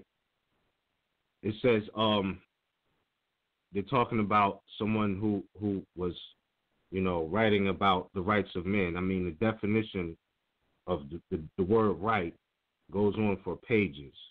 So I'm not going to read all of these pages right now because it might take the rest of the show. So I'm going to just take this excerpt. And he says, he enumerates as such especially the following right of protection, right? Because he's talking about the rights that we as people have, the inalienable rights. Matter of fact, let me just put it in perspective. It says, Lieber, in his political ethics, calls them primordial rights. He means rights directly flowing from the nature of man, developed by civilization, and always showing themselves clearer and clearer as society advances. He enumerates as such especially the following. That would be the right of protection, the right of personal freedom. That is the claim of unrestricted action, except so far as the same claim of others necessitates restriction. These two rights involve the right to have justice done by the public administration of justice, the right of production and exchange, all right, or the right of property, the right of free locomotion and immigration, the right of communion in speech, letter, print, all right, the right of worship, the right of influencing and sharing in the legislation, right? But I just wanted to highlight that it says the right of locomotion, of course, that's the right to travel, and then the right of communion in speech, letter, or print. You feel me? There's the right of communion in speech with the judicial name proclamations and corrections and things of that nature. These are not no skin. This is birthright. As a nation, we have the right to communion in speech. We saying the same thing. We don't know what they talking about up in the temple. You know what I'm saying? But we're saying that we're Aboriginal, indigenous, you know, and we claim our in lineage, etc. So it's like, you know, Moors are on the same page as far as that. For the record, though. For the record, you know. So I don't know. Like, if they saying, oh, this is paper terrorism, no. It's the people exercising birthrights to communion in speech, letter, or print. We're saying the same thing. And I shared this experience before, but I'm going to say this again. I understand, you know, the power of the collective writing the same thing. When I was in the 5th grade, I had a teacher named Mr. Martin. His name was Mr. Martin. And I'll never forget, I understand what he taught us more now. Back then, it was just fun, you feel me? But now I get what he was really showing us, because he will always, you feel me? I think, yeah, he will always have us writing letters to different celebrities. And it would be like a 1-2 page letter, right? And, you know, he breaks down how the opening paragraph, etc. And, he would have us all write the same exact thing, same exact way, except for, everybody's name was different. So you would just, put your name at the top or whatever, and then he would show you or tell you what to write. And we would write it. He would take his notes and mail it out. You know what I'm saying? All in the same package, though. So now you got like 30 children writing you a letter, right? Let's say, 30 children write you a letter at the same time, Cool Joe, and they like, hey, look, we appreciate the work you do in uplifting fallen humanity. Can we have your autograph? You know what I'm saying? How you going to say no to 30 children? You can't. You feel me? Or 30 people together, period. You feel me? Collectively writing you at the same time. And I get it now. The lesson was the power in writing as a collective, the communion in speech. You know what I'm saying? Has a resounding effect on who you approach. So that's why I was like, oh, I respect the lesson more now. But back then it was just fun. We writing to Allen Iverson. We writing to Shaq. We writing to the dude who created Scooby-Doo. We're writing to, coaches of football teams, head coaches, and getting responses back. So it just, it opened us up to writing. And now, like I said, man, I just understand the lesson on a whole nother degree that he taught us. Even though he didn't say, I'm teaching y'all, how to get a favorable reply together. You feel me? He taught us unity in that aspect. You feel me? Because we was all writing the same thing. Everybody writing the same thing and getting the same response and getting autographs back. And it showed us that, yeah, that's effective. You feel me? And it takes me back to a while ago. I remember, I think it was when you did the class at the York House in Philly a couple years ago. And Nature was there as well, and he was just breaking it down, and you got to put it in perspective. He's like, yeah, I mean, at this present day, it's no use for anybody to not be informed because, everything is available via the internet. He was like, yo, now mind you, this is just 12 years ago, information was not this readily available.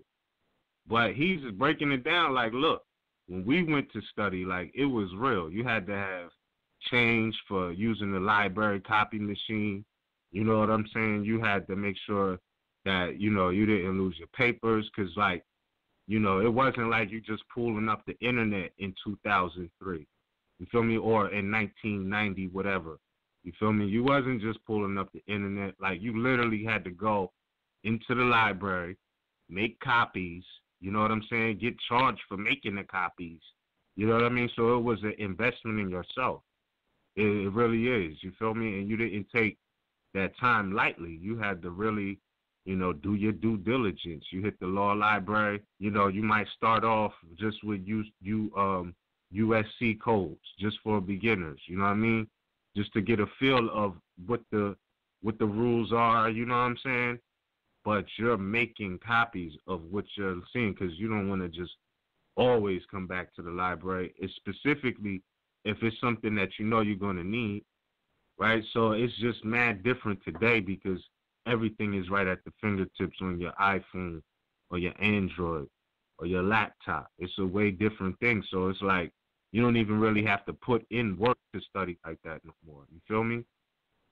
And even on the level of don't have to put in work, that you don't even have to read now. You can put in keywords and they'll lead you to the page they'll lead you to the page of the PDF with the stuff that you're looking for, highlighted and everything. Yup. Whereas before, you have to read that book if you want to get something out of it. You got no keyword, or you're going to, you know what I mean? Like the real keyword was really the index. Mm-hmm. You know what I mean? The keyword search was the index. But even when you go through the index, they're telling you page number whatever to whatever. Mm-hmm. And then you got pages of, you know what I mean, that you got to go through to, find whatever it is that you got to find. So, yeah. Yeah. Definitely you have to put in some work before. And then, you know, goes back to that saying of you get out what you put in. So the information that you got back then was worth way more than what it is now. Yeah. The information you got way back then, the fact that you had to put in the work to, when you find that thing, forget photocopying it because you want to read it again. You photocopy because, yes, I found it. I want to keep right. This.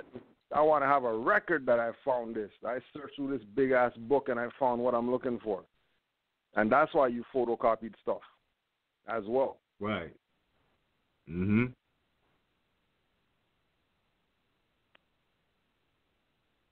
Yeah, absolutely. So it's just a difference, you feel me? And that's what I'm saying. Like, when you put things in time frames and perspectives, it's a different feel. You know what I'm saying? Like, just imagine, you know, if we still had to. I mean, and we still do sometimes. You know what I mean? You might just hit the library just to check out, see what's up in there, because you know, you might not even know about the name of a book, and you might just see it in the library and be like, okay, I need to look into that. You know what I mean? Just because of that. But you know, it's just interesting, man. I want to know how many people would still be on it if, you know, they had to put in the work, like making copies and like really spending some time at the actual library. Like, you know what I mean? It's crazy. But yeah, it just shows over 12 years, bro. A lot of things have changed, bro, just in 12. Because I mean, like, I remember like a lot of this stigma that exists right now, it was not like that, bro. Like, you literally could just go to the so-called courthouse, go right to the window and just ask for the magistrate's oath. And right there, they just give it to you. You know what I'm saying? And sometimes they would conspire. But for the most part, there was no fill out this form. You got to fill out a request act and all of this. Like, they would just give you the copy. You know what I'm saying? And that was that. Now it's like this whole, why do you want this? Did you ever get convicted? And all of this craziness, bro. Like, come on. This is just public record. 12 years, it was not like that, bro. So, I mean, all is well. It is what it is. But it just goes to show, like, they're doing damage control. Don't like when they act funny like, oh, we don't want to accept this. That's because they already got damaged for the record. You feel me? And I say that not in a way where anybody owes them something for damages. Like, they just know that, yo, this is about spells. You putting in paperwork is breaking spells. How about that? You feel me? Like, you're literally breaking spells. That's what they don't want. You know what I'm saying? It's always been about the words for them. So, you know, it represents a failure for them. They're like, hold on. Y'all wasn't supposed to be able to read and write. You know what I'm saying? Like, it's crazy. But now they're in an age where they have to accept it. You feel me? Like, where it is what it is. And they still try to play games, but nonetheless, they know that times have changed. You know, specifically with the amping up of the internet and everything. But yeah, Moor, we almost in the last hour, bro. You wanna add anything on, or you wanna open up the lines? Yeah, let me just to add this quickly on, sort of puts everything into perspective.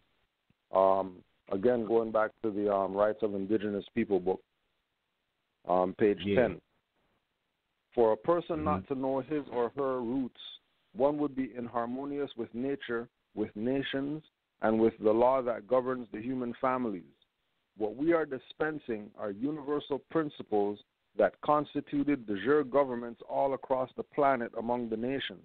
All nations across the board are broken down into nationalities, consisting of a national flag, a constitution, a national seal, and representation for that nation.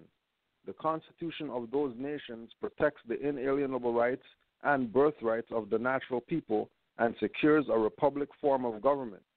Each nation practices its own laws and customs and must worship under their own vine and fig tree. In order to be recognized as a national, you must claim your national descent, name, and religion, and through it, you will receive national and international protections at law. For one to know the specific law that applies to self, one must first understand one's status. Mm-hmm. So I just want to put that out there for the Moors, especially the new people that are coming into this information. Don't be listening to these people that got feathers on and turbans, and then you're going with what they say. Everything that anybody in a turban or fez tells you. Don't take anything as, oh yeah, they said that they're Moors, so we're going to listen to them. They know what they're talking about. Don't go there. Right. You better go check. Yeah. And try to see if you can get yourself into a library to go check instead of online. Yeah. Yeah, we know it's work. We know that it's taking a lot more time that instead of use keywords, you have to go read a book. We know. But it's all part of the rites of passage, going from being Negro to being Moor. There's certain aspects of the rites of passage that people don't even have to go through anymore because of online and all that, which does a disservice to their coming into themselves. Huge disservice. Mm-hmm. Because everything's at your fingertips, so you get lazy. Mm-hmm. You know what I mean? You feel like, well, all you have to do is just Google, and then they got the bar, just put that in, push the magnifying glass, and all right, now we searched and we found something. You didn't search, find nothing. Computer found that. Mm-hmm. Mm-hmm. If you're searching, you're going to be reading some pages and all that. Yeah. Don't think that you did it because you went on YouTube and punched something in. You didn't do anything. YouTube did that for you. Right. Right. Google did that. So know that you have to be in a position of what's being dispensed. You go check. Even if you know that it harmonizes with you spiritually or whatever like that, and you know, oh yeah, that's good, because trust me, when you go check, you're going to find out more stuff than somebody ever told you. Way more. Yeah. Hold on, my fault. Just for the live listeners on the internet feed will be going down in 1 minute. If you would like to call in, the call-in number is 425-569-5201 for the last hour. It's 425-569-5201. And you could listen to the last hour. All right? Yeah, but like you were saying, my fault, I don't want to cut your wisdom, but when you look in the book, it's like even with the dictionary, right? You're looking for a word, but you come across so many more words and get your vocabulary up just looking for that one word. You feel me? In the book, though.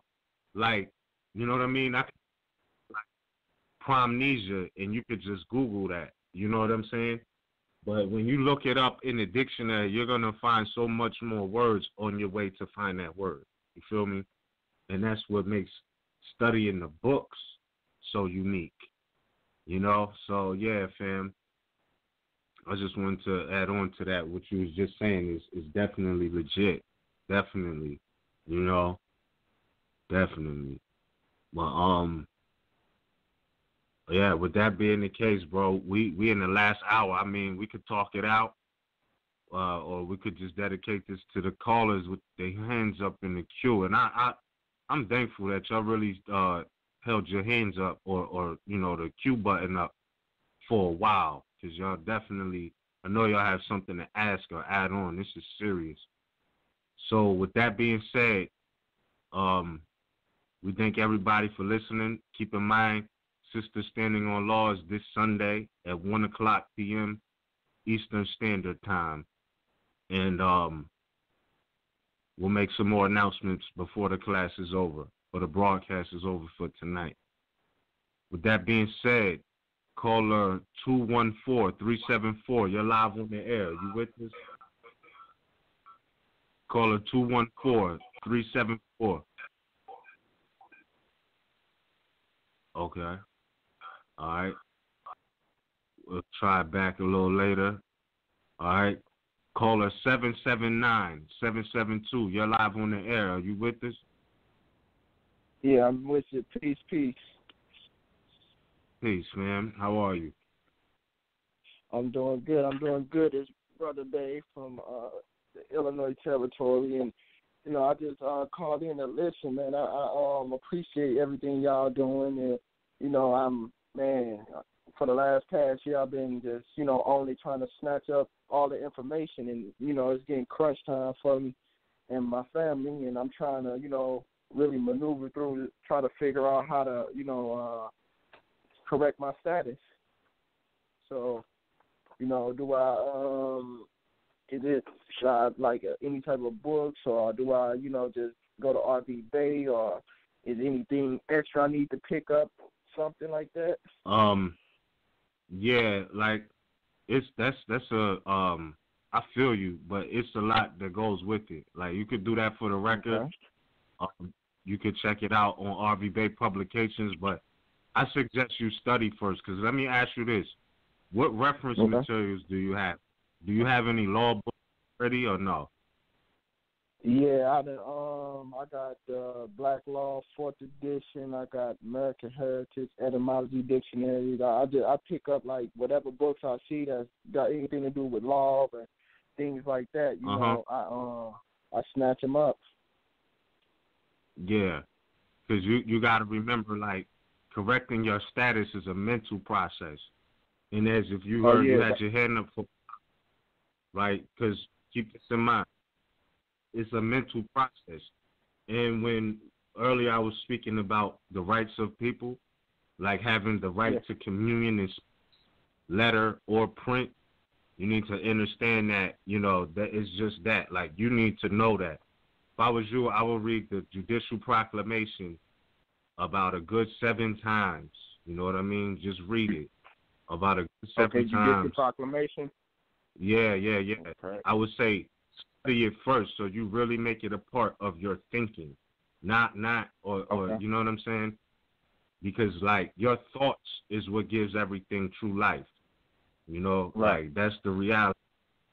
So, like, if you don't know, like, it's no type of silver bullet type of thing, because you're gonna have challenges off of that what's claimed on paper, and like, if you can't show and prove like your wits that you really know, you feel me? It doesn't matter what you have on paper. I mean, it does. Don't get me wrong, but in certain situations, like Cujo was saying earlier, they're gonna feel the vibration of if you're real or not, or did you just sign on the dotted line? And this is the difference. You feel me? If you really resonate with that, that's what's gonna make it real. Not that it's not real. Don't get me wrong, but it makes it that much more valuable. Feel me? When you understand, because you gotta also understand status means a state. You know what I mean? So connecting to your nationality is also connecting to your homeland. Is bigger than that. It's not like, because people will try to mislead you like, oh yeah, you're correcting your status and you that's for Moroccans. Like, yeah, but hello, we're home here. So status meaning a state, actually making the claim back to your land. So it will reflect in your demeanor about territorial jurisdiction, why you have certain political rights, because nationality determines the political status of the being. Like, these are all things you need to know about, correcting your status. So, like, I would say, study on RVBey Publications. Read that. Like, read it. Study well. And when you feel like you're ready to join the rest of the family with the communion in speech or print or writing, we here, like, you know what I mean? So, but study it first, keep getting that. I think that's more important. And then when you do it, it's going to be that much more potent, because a lot of people are just like, not like a job application, you feel me? So you need to know Okay, exactly. I understand. Okay, I understand it. Like I said, it's been about a year, and like me and brother Sabir, I know him, and I get a lot of the history things from him. So it's like I've been going through just the history, and now it's time to really like get into the law of it. But most definitely, I'm gonna get right on that, and because that's the thing that it just has to be done. It ain't no other way. Yeah. And also too, remember that there's no separation in those subject matters, history and law. Yeah. Exactly. You know what I mean? It's one continuous stream. And then with regard to the continuous stream, also look at what they say about dancers and basketball players, and or not even basketball, but sports people, and that the whole concept of repetition is what makes them a master. Right. Mm-hmm. So, like we're saying, that people want to get judicial proclamation printed out, sign it, and then now they say, yeah, I corrected my status. Well, not really. Exactly. Because the whole idea of making the correction is because obviously something was wrong. Right. Right. And and we've been in that wrong place of repetition. So we've been repetitious in the wrong things. Now we're on the right thing, and we just want to just do it. We don't want to repeat the right things, so that right is just as powerful as when we were wrong. Mhm. Okay. Right. Because Exactly. it's a transition that we're making. When we say, status correction, it's not status correction isn't get the social in the free national name and get the license in the free national name, and it is what's your mindset. Mhm. You know what I mean? Where's your mind at with regard to status being corrected? Right. Not the status correction papers. Now I have them, so it's corrected. You got to be there. Yeah, because we tell Moors all the time, especially with Moors in Canaan land. Like there's Moors here who they don't even deal with cards and papers and all that, because they're all it's about my mindset.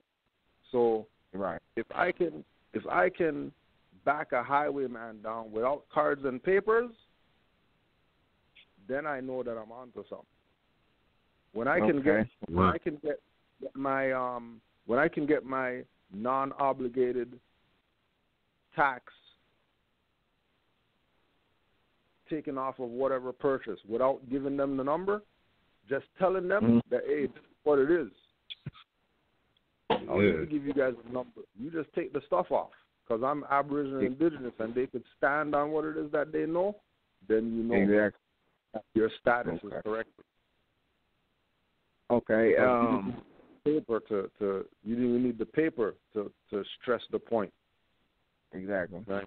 You did it based on the energy that came from you having the status corrected in your mind first. Right.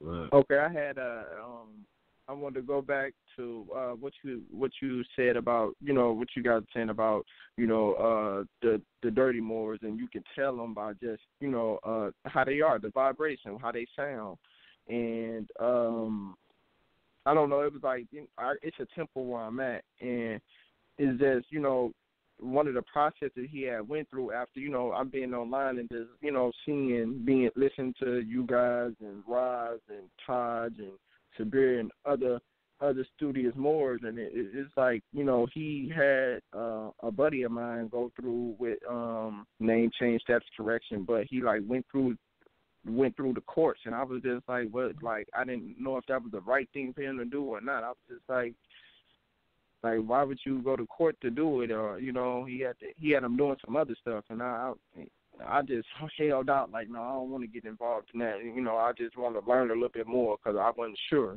you know. Yeah, good move. I was saying this, bro. Yeah. Get the book, if you can, get the book off RVBey Publications called Nomen Substantivum. You know what I mean? Like, because you have the right to common law. That's a fact. Okay, what and was you that don't. again? Nomen, Nomen. Mm-hmm. And then this word is substantivum. And that's like SUB. STANTIVUM,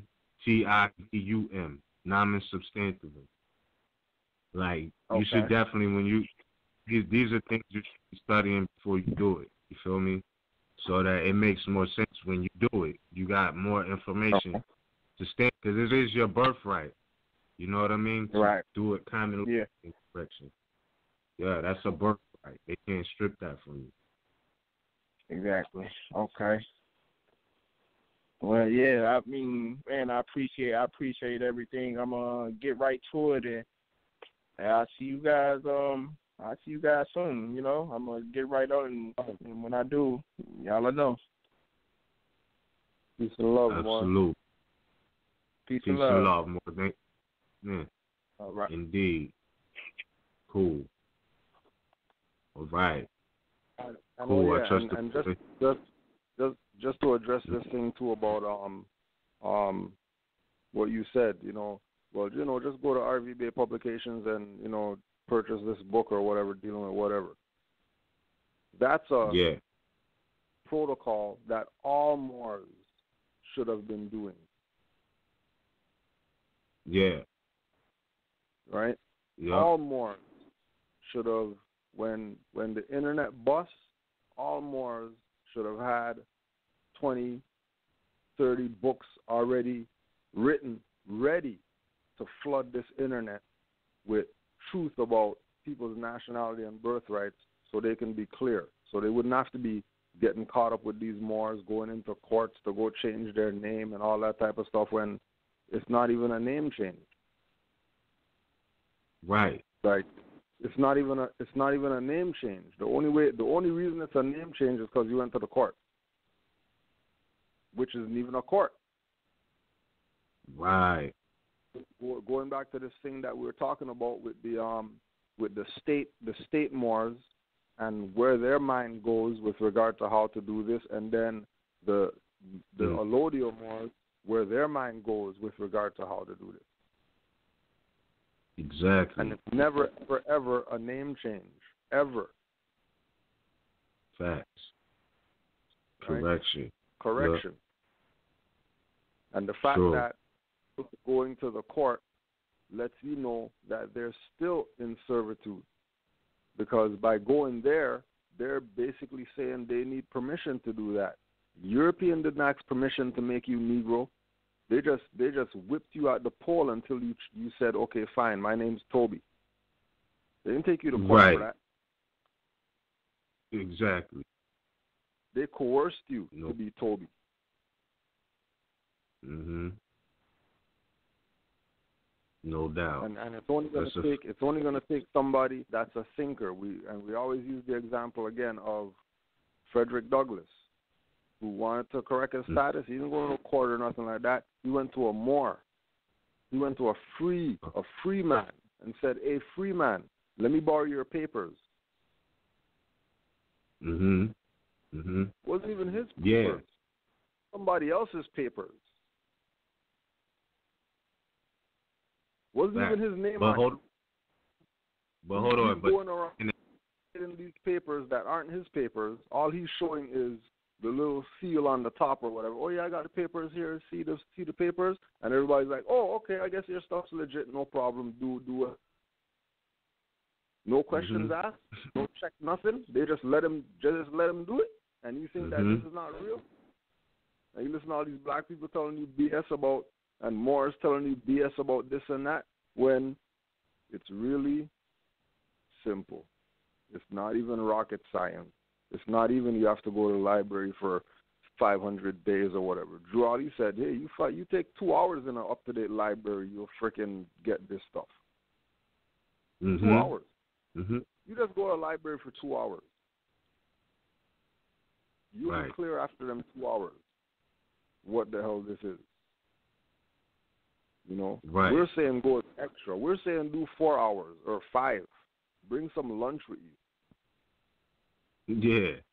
You know what I mean? But even them days, those ones, when you ain't no eating in the library but drinking.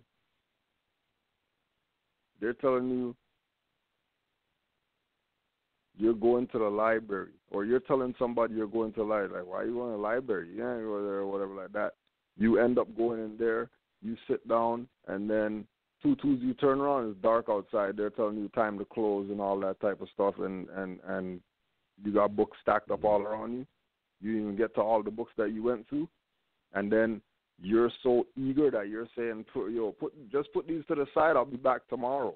You and the librarian have personal relationship now. Her going in the back, pulling out stuff for you, them taking you down to the vault, to the secret study room that nobody else could go to and all that stuff, just because you're asking them about some things that people who look like us never ask about.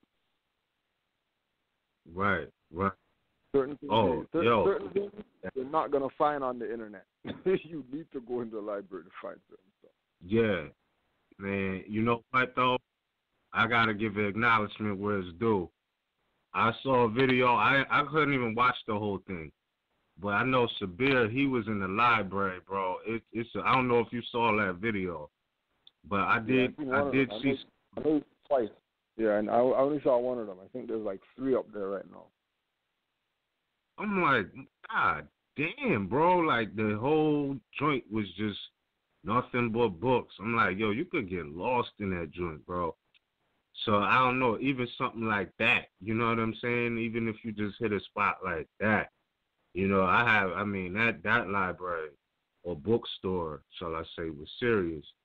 But I remember it was one part where they had a spot you could sit down. But I was like, God damn, just mad books, bro, for days. Like, you know what I mean? Like, Cyclone books for days, you know what I'm saying? Like, crazy. But just to put yourself in the vibration of knowledge is great. Well, yeah, and another thing with regard to the vibration of knowledge, as much as we say, go to the libraries and study books and make sure you're doing your reading and all that stuff.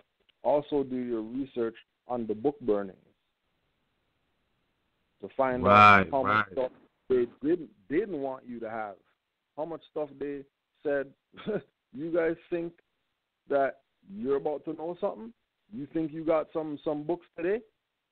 You think we just like you're saying, because that's what came to my mind when you brought up the Sabir video and we're saying, damn, look at all these people got like books for days, books for years in this place. And then you think back to, damn, well, if these people got all these books right here, right now, 2018, how much books did we have when we ruled? Like, when you walk into a library that the Moors built, what the hell were you walking into then? Right. You know?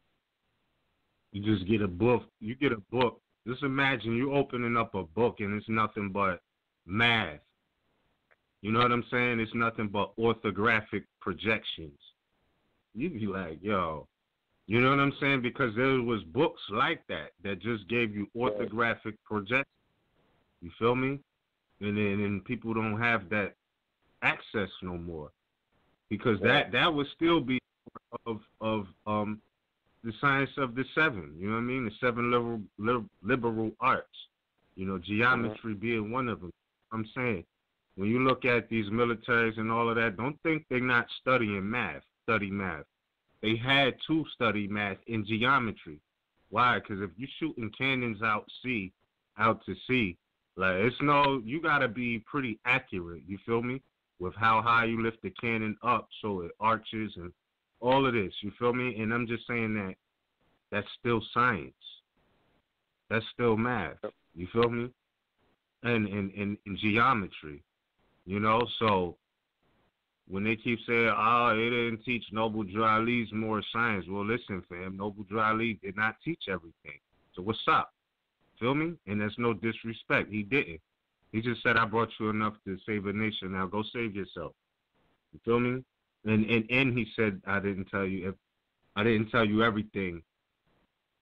You know what I'm saying? Because if so, you would go back to sleep. That, you know, so it's like, if that's the case, how could you be mad at somebody who's almost 100 years later who added on? You can't be mad at that. You know what I'm saying? Because, you know, like, we don't need somebody present day trying to, like, tell us how to, you know what I mean, do something from the Stone Age. Like, okay, it's good to have that knowledge, but in the 21st century, we also need to apply what's available now. Like I said, Noble Drew Ali didn't teach the science of how to utilize the internet. So what? You feel me? It's here, and it is what it is. So because that wasn't the science he taught, we're not supposed to utilize it. We're not supposed to add on. You must be high. Like, come on, man, stop playing. You feel me? Just stop playing. Like, 21st century, Moors are supposed to add on. You know what I'm saying?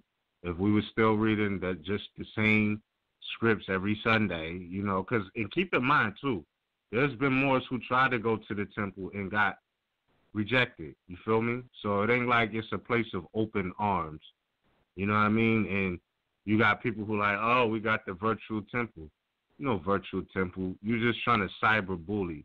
You know what I'm saying? You mad that your old heads or elders failed miserably. So now you're relevant because you got a virtual temple. Cyberbullying. Like, these people are crazy, bro. Crazy. And they don't rep Prophet Noble Drew Ali, only in word. Like, they say they do, but they don't. Because you should be back smack, a shack slap for saying that. You know what I'm saying? The treaty doesn't apply to Moors or Moorish Americans, just Moroccans. And you told me you rep Noble Drew Ali, and he's saying that Moorish Americans are Moorish Americans because they're descendants of Moroccans. And Noble Drew Ali also told you that you can't change the descent nature of man. So if you're Moorish Americans because you're descendants of Moroccans born in America, and you're saying the treaty only applies to Moroccans, that means it would apply to you too. So let's not play games. And if you adhere to the Moorish movement simply because of a religious faith, I'm not mad at that either, but don't get your religious interest twisted with what the national bloodline is. You feel me? Because, yeah, you could come amongst Moors and break down the lessons of Yeshua. The lessons were for all those who say they love Jesus. We talk about that with anybody. But that doesn't make everybody a Moorish American. You feel me? So, you know, I mean, you know, it is what it is, bro. It is what it is. But Oh, and another thing too. they're gonna talk about they got virtual temple and all that stuff, but they're gonna diss the online university RVBey publication. They're gonna that's not a school. You can't go there because that's an online school. They don't have a building, but they're telling you come to the virtual temple. That's real. F out of here. That's jealousy, though, bro. Yeah. Know yourself, because that slander, the lewdness, everything that harms, right? So, you know, we chilling over here, because don't get it twisted. You feel what I'm saying? Like, you know, you keep calling somebody out, and when it's time and you get your head taken, it's not funny no more. You feel what I'm saying? So it's like, you know, it is what it is, man. This is an aspect, when we're talking about this clown, is an aspect of jealousy. Again, you feel me? Whether that jealousy directly at us. Now, come on, fam. Y'all know I'm online right now. Stop calling me, please. Know that. Yeah, like I said, man, like, it's an aspect of jealousy, you know what I'm saying? And that's what it is. But pardon me. Yeah, man. It just wanna be like, you know, and I understand it. You know, if you almost 50 and you said you been a Moor 20 years ago, and you know what I'm saying, you didn't do shit. You know, it's like, okay, you know, I understand you're disappointed in your circle, not us. You feel me? And because we hit the hedges and highways, you feel me? Now people are upset. And mind you, this was before Twitter. This was before Facebook. This was before any of that. You feel me? And now it's exploded. So it is what it is. But before I know a caller just dropped off, I'm gonna open the line for the next caller before we hit this last half hour to give them some time. You feel me? So with that being said, we're gonna open the line for caller 901-483. Fam, you're live on the air. Are you with us? Islam. Can you hear me? Peace, Moor. We can definitely hear. Okay. I'm calling from the Mass. I'm calling from the Tennessee territory. I just want to tell you, brothers, man, tell you more that, you know, keep doing what you're doing. Don't even sweat those that want to hate on y'all, man, because what y'all doing, man, it ain't good.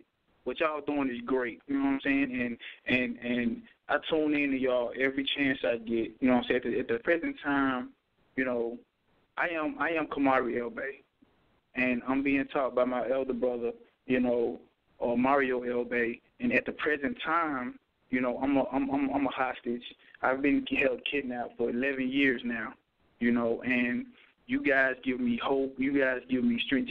And I take the word from the prophet, you know, and study as much as I can, because I'm not able to go out, and they keep me locked down because they feel threatened by my presence, because they know who I am, because I know who I am.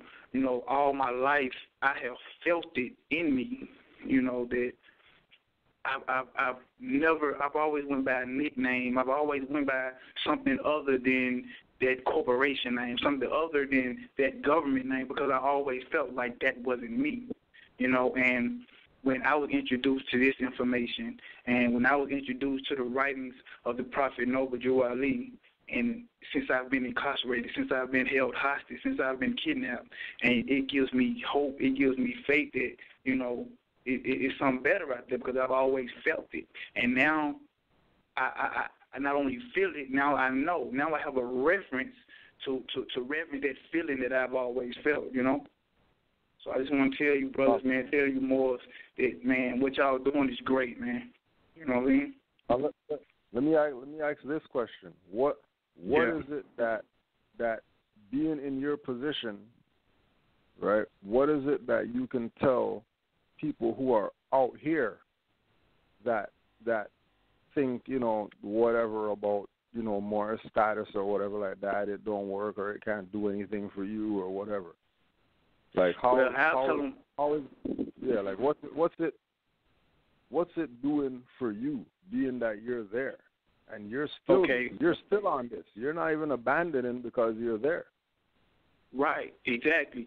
See, first of all, for me, I mean, I've been held hostage for the past 11 years, and when I first was kidnapped, I had no knowledge of this, and I've been on this for almost 3 years now.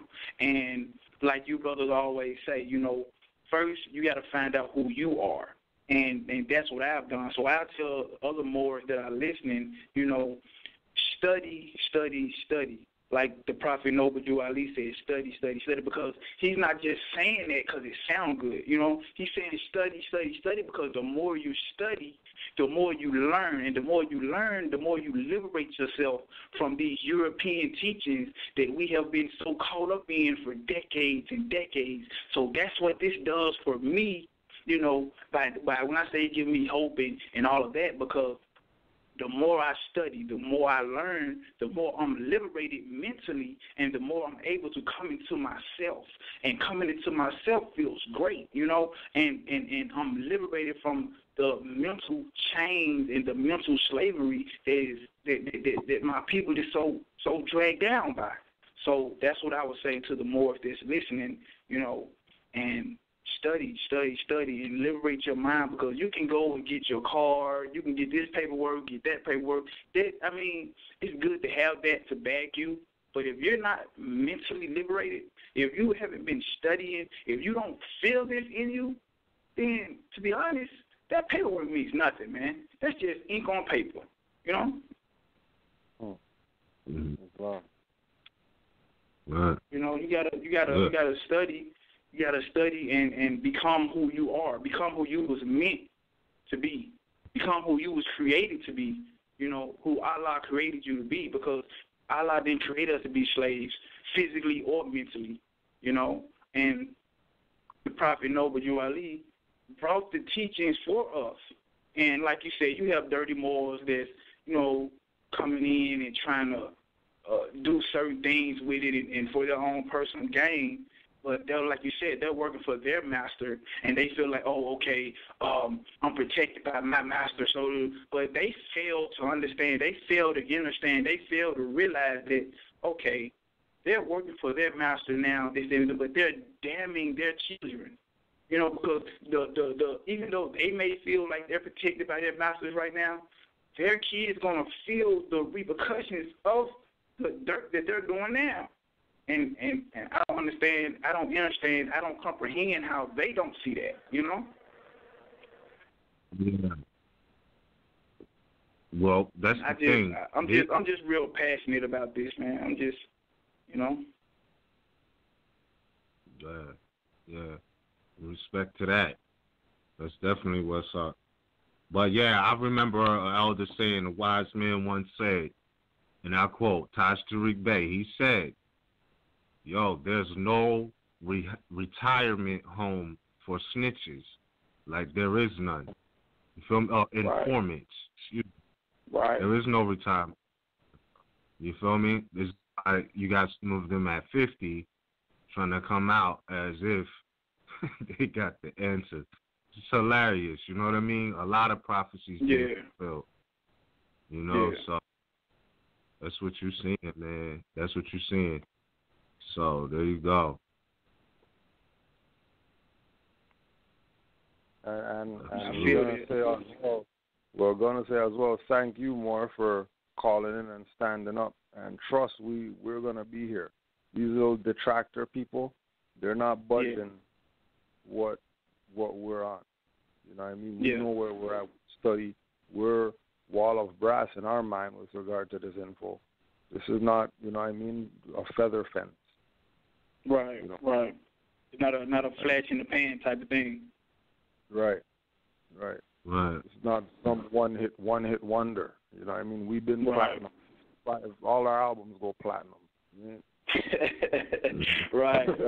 Yeah. Yeah, yo. There's not no one hit wonders out here. No way. No pun intended.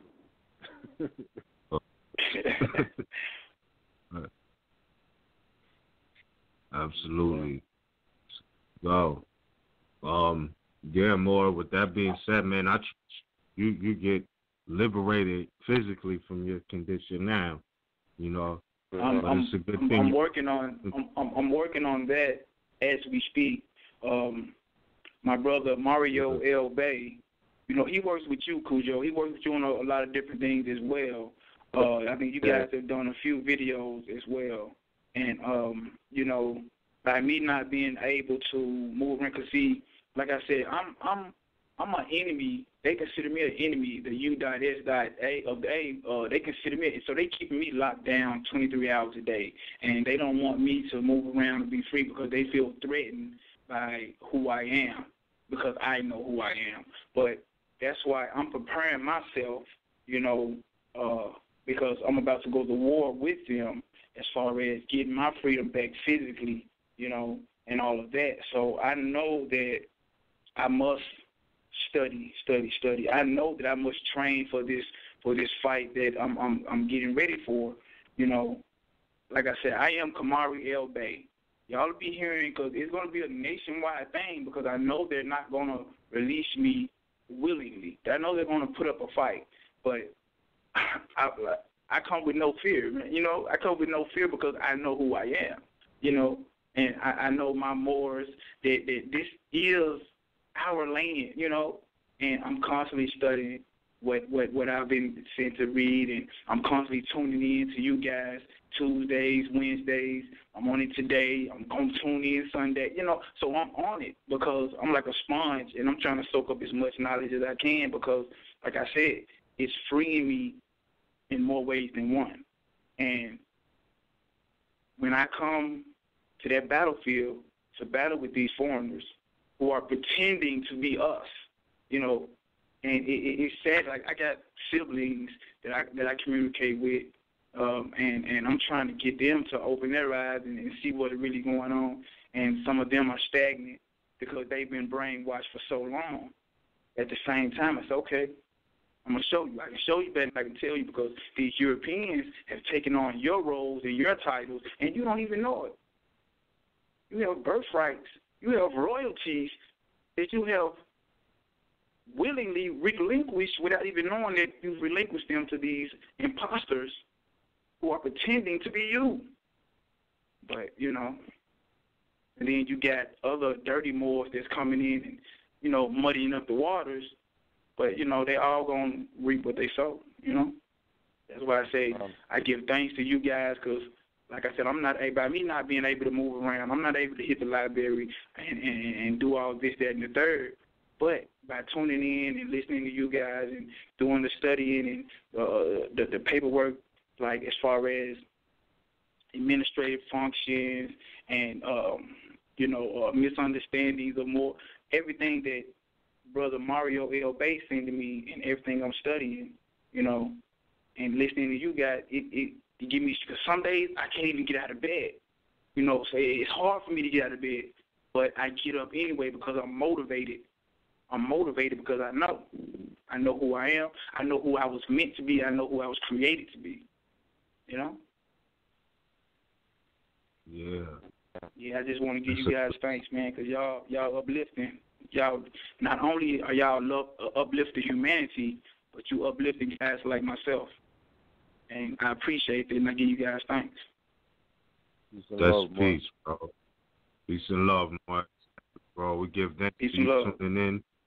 We trust we keep doing some great work for you all. You know what I mean? That's where it's at. Indeed, Noble. Man, indeed. Yeah, indeed. So, hey, bro, did you get any literature? Cause say it again. Oh, I said, do you have literature and books to read and things like that? Yeah, Brother Mario L. Bay, he sends me literature and stuff to read. Gotcha. As far as as far as, you know, different things, different classes, as far as like the 6-week civics class, you know, the addressing misunderstandings of the Moorish divine nation, national movement, just different things like that, writings from Noble Drew Ali and, you know, different stuff like that. Yeah. No doubt. That's what's up, then, Moore. You pretty good then. So cool. Yeah, so I know the brother Mario is giving the assist. That's great.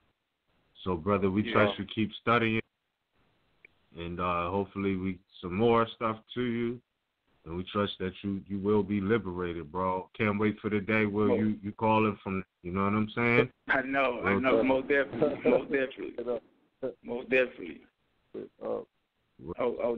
Trust. When that time comes, not if, but when that time comes, I will be on the front line with you, brothers. That's peace, bro. That's peace. Big shout out to you know, living an example of brother active Moor, you know what I mean, sincere Moor, Brother Mario L. Bay. make sure you check out his website, publishedinfo.net. Publishedinfo.net. Just go there and, you know, same thing.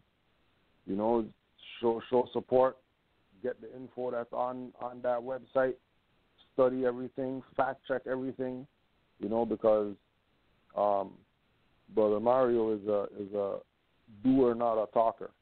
So he doesn't put up anything that he hasn't done yet. He doesn't put up speculation on his website. He puts up what he's done. Unlike these other people claim that they got shows and they whatever, you know, they claim they write books. They haven't showed a book yet. They claim that they have a virtual temple. Can't see a website yet for that. You know what I mean? If you want, gotta send you the link, that and all this type of stuff. Like, deal with the people who are actual factual. Deal with the people who, you know what I mean? Like, it's not an illusion that you're dealing with. You're dealing with people who are actually out here in the public, meeting the public, addressing the public, talking to the public. You know what I mean? When you look at Mantis Views has camera on people in the street, not the same street corner every time, different places all over. not just sitting in this one place with the camera and there's a background and then people are in front of this background and these people are just there only. They're traveling. They're moving across the country and documenting things, bringing things back that you wouldn't even be able to know certain things if Moors didn't go bring this stuff back. And only particular Moors deal with it like that. You know what I mean? Majority of these Moors, if you're watching something, they're at the temple or they're in front of some whatever, or they're at home on their couch or whatever like that, or in their little den doing their class, and never left that spot that they're at. They're constantly have you viewing them in this room. That they're gonna tell you donate and all that stuff, and all you're seeing is new stuff being put in the room all the time. And then you're donating, and then new stuff get put in the room, and then you're donating, and then their chains longer, it's bigger, and they got more rings on, and you're donating, and you're not seeing anything happening other than them being uplifted. That's called priest. That's called pastor. That's called, opportunist. That's called profiteer. That's called rape you. Trust me that when you when you support, for example, when you support RVBeypublications.com and you say, all right, I'm going to buy some stuff, and you buy whatever it is that you buy, right? Whatever it is that you pay, know that that's going right back into more stuff happening for you. Yeah. That's not going into some people's retirement bank account. So when they turn to 70, they can kick their feet up and talk about, we made it and all that. Like how these people are talking, that what's going on. Like because one of the things that they did was they did this thing about, if we go on Taj Tariq Bey's Facebook page, well, he has 12,000 friends.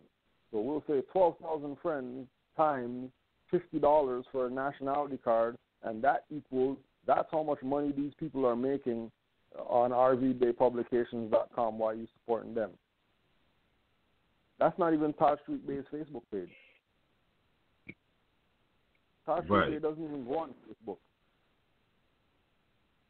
Mm-hmm. Right?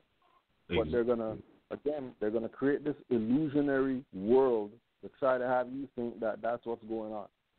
And these people are running a fraud, playing you out of knowing, playing you out of having a non-calcified pineal gland. They want your pineal gland calcified. They want you to be non-thinker. That's what they want. They need you to not be a student, forever a student. They need you to see the line and think, oh, yeah, I can be a master. And then if we talk to these guys and we go to their Sunday school, oh, they're definitely going to make me a master. No, they're going to make you their puppet. Exactly. And since they want to count pockets, Joe, let's do the math real quick, or the possibilities, right? Because it's like this. We were speaking on this earlier. You know, like RVBey publication provides a needed service for our nation. That's a fact. It's a needed service. Okay? Literature is available. You know what I'm saying? Your nationality cards, everything, all of that is necessities for a nation. You're not going to get that from another nationality. And you try to go to some of these temples, they won't even let you in the door. So you can scratch that, kill that noise, right? But think about this. Most temples have access to the Moorish oils, the Moorish tea, the Moorish bath salt, all of these things, right? And I'm thinking like, well, you know, you wanna take RVBey publication, for example, over the past 10 years in count pockets. I'm like, C of A would have been pretty decent if they had some representatives, right? Because mind you, the Moorish oil, that really works. Like, that's not a joke. You got muscle pains or you feeling any type of pain, that right there will get the job done. It's not a joke. You feel me? And I'm like, yo, we have Moors football, right, who need those types of, you know what I'm saying, products. You know what I mean? Look, you had Antoine Randall L., who played for the Redskins. If I'm not mistaken, it was a time where he played for Pittsburgh. He's an L, right? Somebody should have pressed up on him with the Moorish oil. Like, look, try this out. If you feel as though this is legit, holla at us. You feel me? And tell your other NFL friends the same thing. You got RVBey, who plays for the Pittsburgh Steelers. Why the temples haven't pressed them with the remedies, I don't know. You know what I'm saying? But there's no way they shouldn't be doing or interacting or providing products and services to these quote-unquote athletes. You know what I mean? That's a whole industry right there. You know what I mean? And this is not a fantasy. Like, it's real talk because it really works. You feel me? So y'all have certain temples that have Europeans come into the temple to sell you cell phone plans. You feel me? But you're telling me you can't send members of the temple out amongst these people to let them know, like, yeah, we Moors. You know what I mean? They then took the lessons to another level. That's just how I see it, bro. Like, and specifically when you got your own nation or in these environments and situations, you know? So that's my piece on it. It's a lot that the temple just... I don't know who that is, but I'm going to have to mute the bro if that's his phone. You know what I'm saying? But, yeah, bro, it's just a lot that could have been, and I don't like to say coulda, woulda, shoulda, but it's the truth if y'all want to count pockets. You know what I'm saying? Why was there no delegates being sent out? Why did y'all allow Europeans to come into the temples pitching cell phone plans, but no missionaries out in the world letting them know, like, yeah, Moors are healers too, in real time. You know what I mean? That what happened to that missionary work? Noble Drew Ali was talking about health as well. So, I mean, you know, it's just a lot. If these Negroes with feathers on would stop being so frivolous and childish and egotistical, you know what I'm saying, and sellouts, God damn it, then, you know, there would be a lot more that could happen. But no, you feel me? These crabs in the goddamn pot, basket, barrel, whatever you want to call it, this is their mentality, you feel me? So, it is what it is, man. It's, you know, I know our intentions are honorable, nothing fraud or scamming about any of that. And that's another thing, you know, you call somebody out of their integrity and then be like, I'm not calling them out their name. Like, that's the throwing the stones and hiding the hands. You feel me? That's why I don't see them as honorable either. Because anytime you're going to say somebody is a scam and then be like, I'm not calling you out your name, like, come on, fam. You know what I mean? Stop fronting. You know what you're doing. You know what I'm saying? So it is what it is. I just, I thank everybody for tuning in tonight. We thank everybody for tuning in tonight. Cool, Joe. Anything you want to say, Noble, in closing? It's not more, just, keep studying to all the Moors. Islam to all the Moors who've been listening in, that's been supporting, that's been, continuing to keep us, in their hearts and minds and keeping us healthy with their positive energy and all that. We appreciate you, and of course, we got to give a big shout out to the mothers and the whole MHHS, and of course, Sons of Allah having this platform for Moors to be able to get a little bit more than they're getting. So Islam to you too, Moor. Absolutely. Likewise, Noble. I echo the same sentiments. So, you know what I'm saying? Shout out Islam. Peace to all the Moors, Canaan Land Moors. Again, Sister Standing on Law is this Sunday at 1 o'clock p.m. Eastern Standard Time. Hey, I don't mean to call them out, but, I just came across an article like 2 days ago. It was talking about the turtles. I don't know. I know the mothers go in on this, on the matriarchal principles, hard body. But I find the science of it interesting that they're saying that the turtles, I think they call them the green turtles, like all of them are turning female now. That's what they say. Because of the temperature, all of the green turtles are turning female. I'm like, damn, word? Like, why, how is that happening? Like, all of the turtles just, hit the off switch and they only producing females. This was a scientific report that came out this week. So I see that, that principle is fixed in nature.